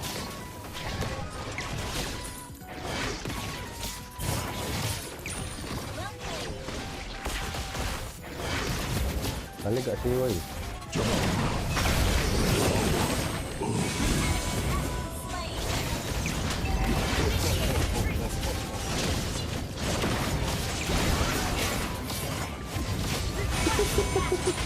Hey.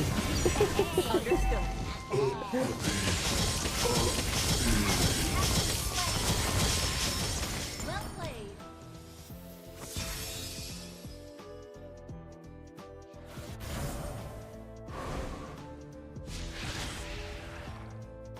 Habis adalah wilayahku.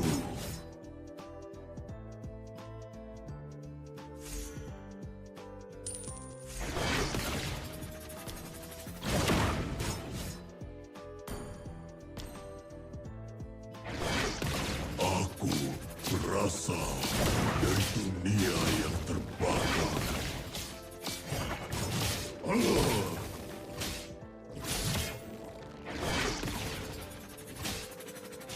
The enemy has slain the turtle. Thank you.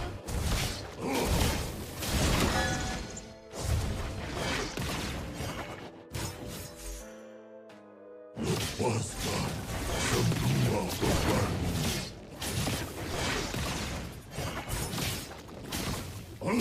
Killing spree.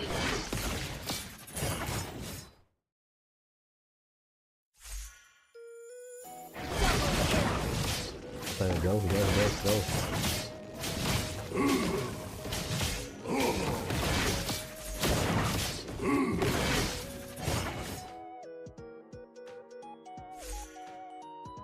Habis adalah wilayahku.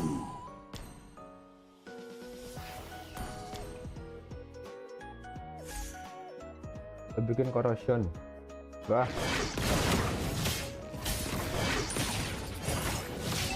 Gak ada tank nih loh. Tomnya Selena buat apa? Habis.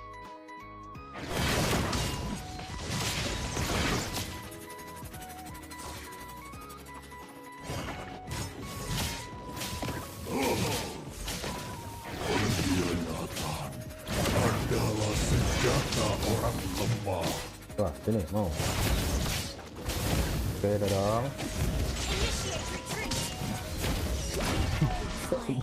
Habis akan membangkitkanku sekali lagi.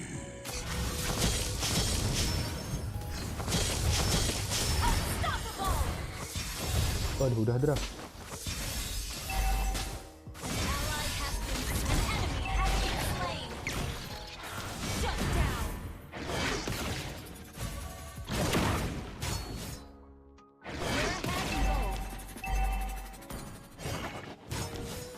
Request backup. An enemy has been slain. Double kill. Triple kill. Kelas. Banyak.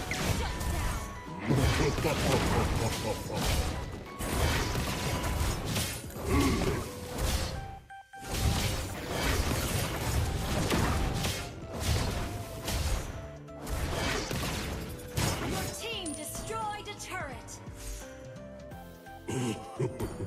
Aku adalah wujud asli dari api.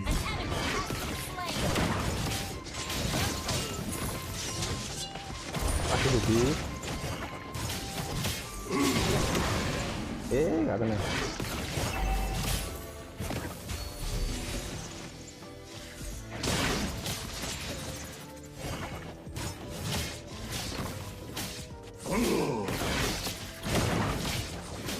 Your team destroyed a turret. Aku berasal dari dunia yang terbakar.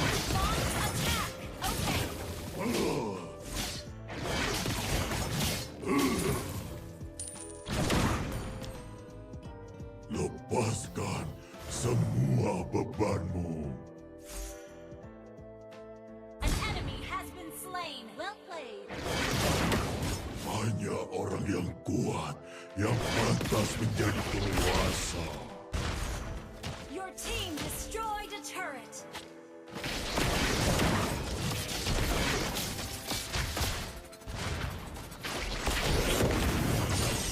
Lepaskan Ayo, dimakan. bebanmu.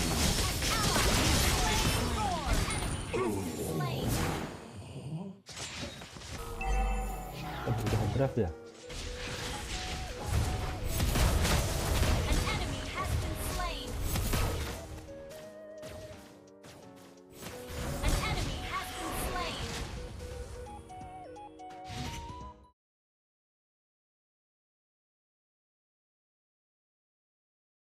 On you, Roger. It's Cho Gold. Innocent is disgusting on Cho. Yeah, talk to me tomorrow when you clear the first boss. Oh boy. Fun facts here. Do you think MPL NY Season 13's first run-up to secure the wildcard decider slot? Oh boy. So either Homeboys or even SRG confirming that one spot. I'm not sure about that. I mean, it is a best of one in the group stage, right? 8 teams split into 2 groups, and then you play a best of one against everyone, and only the top team advances. And then you gotta play a best of 5. It's tough. It's tough. When we look back at the M5 wildcards, back then there were 2 slots to M5. It seemed pretty simple for Team SMG. They basically dominated the competition. But when there's only 1 slot and all of these regions are getting stronger and stronger, man, the question is so much more difficult to answer. Wow, Homeboy is now reverting to a more reserved draft, right? It's a bit more whole, a bit more robust. There we see the Sakai finally brought out. Yep, they're whipping out the classics here. They're whipping out all the classics. Interesting that Homeboys, they start conditioning their opponents from match 3 onwards, from locking in that Roger in that goal, into the jungle as a jungler. Now, as a gold laner this time, because Fredrin has been locked in, this begs a couple of questions, right? Did SRG read into this too much? Did they expect this or not? Because it felt like the Homeboys, they were trying to set this up for a while, and now that they have on the blue side, this second ban phase is going to be pretty hurtful. Yeah. Especially the hard read on the Cho, right? I feel like they're worried that Zoran's going to get Cho, and then we get a repeat of game 5. Edith banned out. I like this from SRG, just removing those lockdowns that is already making homeboys already have a lot of. Homeboys probably ban marksman here, right? They already have Roger. SRG hasn't shown their gold laner just yet. Get rid of like the Natan, the Claude, the Moskov, things like that. I think if you probably would be banning the Moskov or Natan, either or. I feel like they would just pick one of it. But then again, SRG, they have the Melissa, and this doesn't look too bad. You're right. See, this is the thing, right? If SRG goes for their mid trio so early on and purposefully, especially when they're on red side, purposefully like leave out a good number of options, I think at this point they are playing for. They might just be playing for Cram for all we know, right? Because they could lock in the gold later and then get a decent matchup for Cram, and then we see what he can do on Export. Because this is what it's starting to feel like. Oh yeah, I think they might be trying to distract Homeboy so that they don't ban the Export, right? Or the Terizla. Yeah, I think either or is still good. Even if Homeboys gets Terizla, Export is still a natural counter, right? Just on paper. The fact that Homeboy showed that Fredrin means that SRG now even has more breeding room for Innocent Zero. We don't really need to worry about him too much. Natan gets spanned out this time, so we're down to Claude carry and perhaps a Melissa. I think it's the Melissa, right? Oh, no. Claude. Okay. Yeah. Most gold laners can agree across the world that if you are pushed back into a corner, most of the time, Claude is going to be more reliable overall, right? That BMI is such a powerful spell by itself. His innate kit is obnoxious to deal with. Well, he's already guilty of stealing many things. May as well play with the art of thievery here. Homeboys, what's it going to be? The Terizla is open. Sapat has had a very strong success rate on it. If they want, they could get that Sepakito, go for that flexibility. The Roamer as well. Against the Cho. Oh man. If they take, I want to say they can take the Export, but the Valentina makes it so iffy. I feel like you probably need to let Sapat have an more active role. Lapu, Minotaur. Ooh. Okay. That's kind of interesting though, because they're very much aware that they're giving these all like the Minoan Fury, the Eternal Guard, to Valentina essentially, right? I think that's the bottom line, and I think the Homeboys, they're coming to a point where it's just play comfort picks, look for an opportunity to actually dominate the lane. We are going to play around nets, and that is the end of the story. All right, is it gonna be the Export here? Lots of tanky heroes on Homeboys, could be pretty good if they want to counterplay in terms of team fight. Terizla is open, but it kind of has anti-synergy with the heavy spin. So, Export it is. Cram looking to spit some fire against the Homeboys. I do like the Export pick.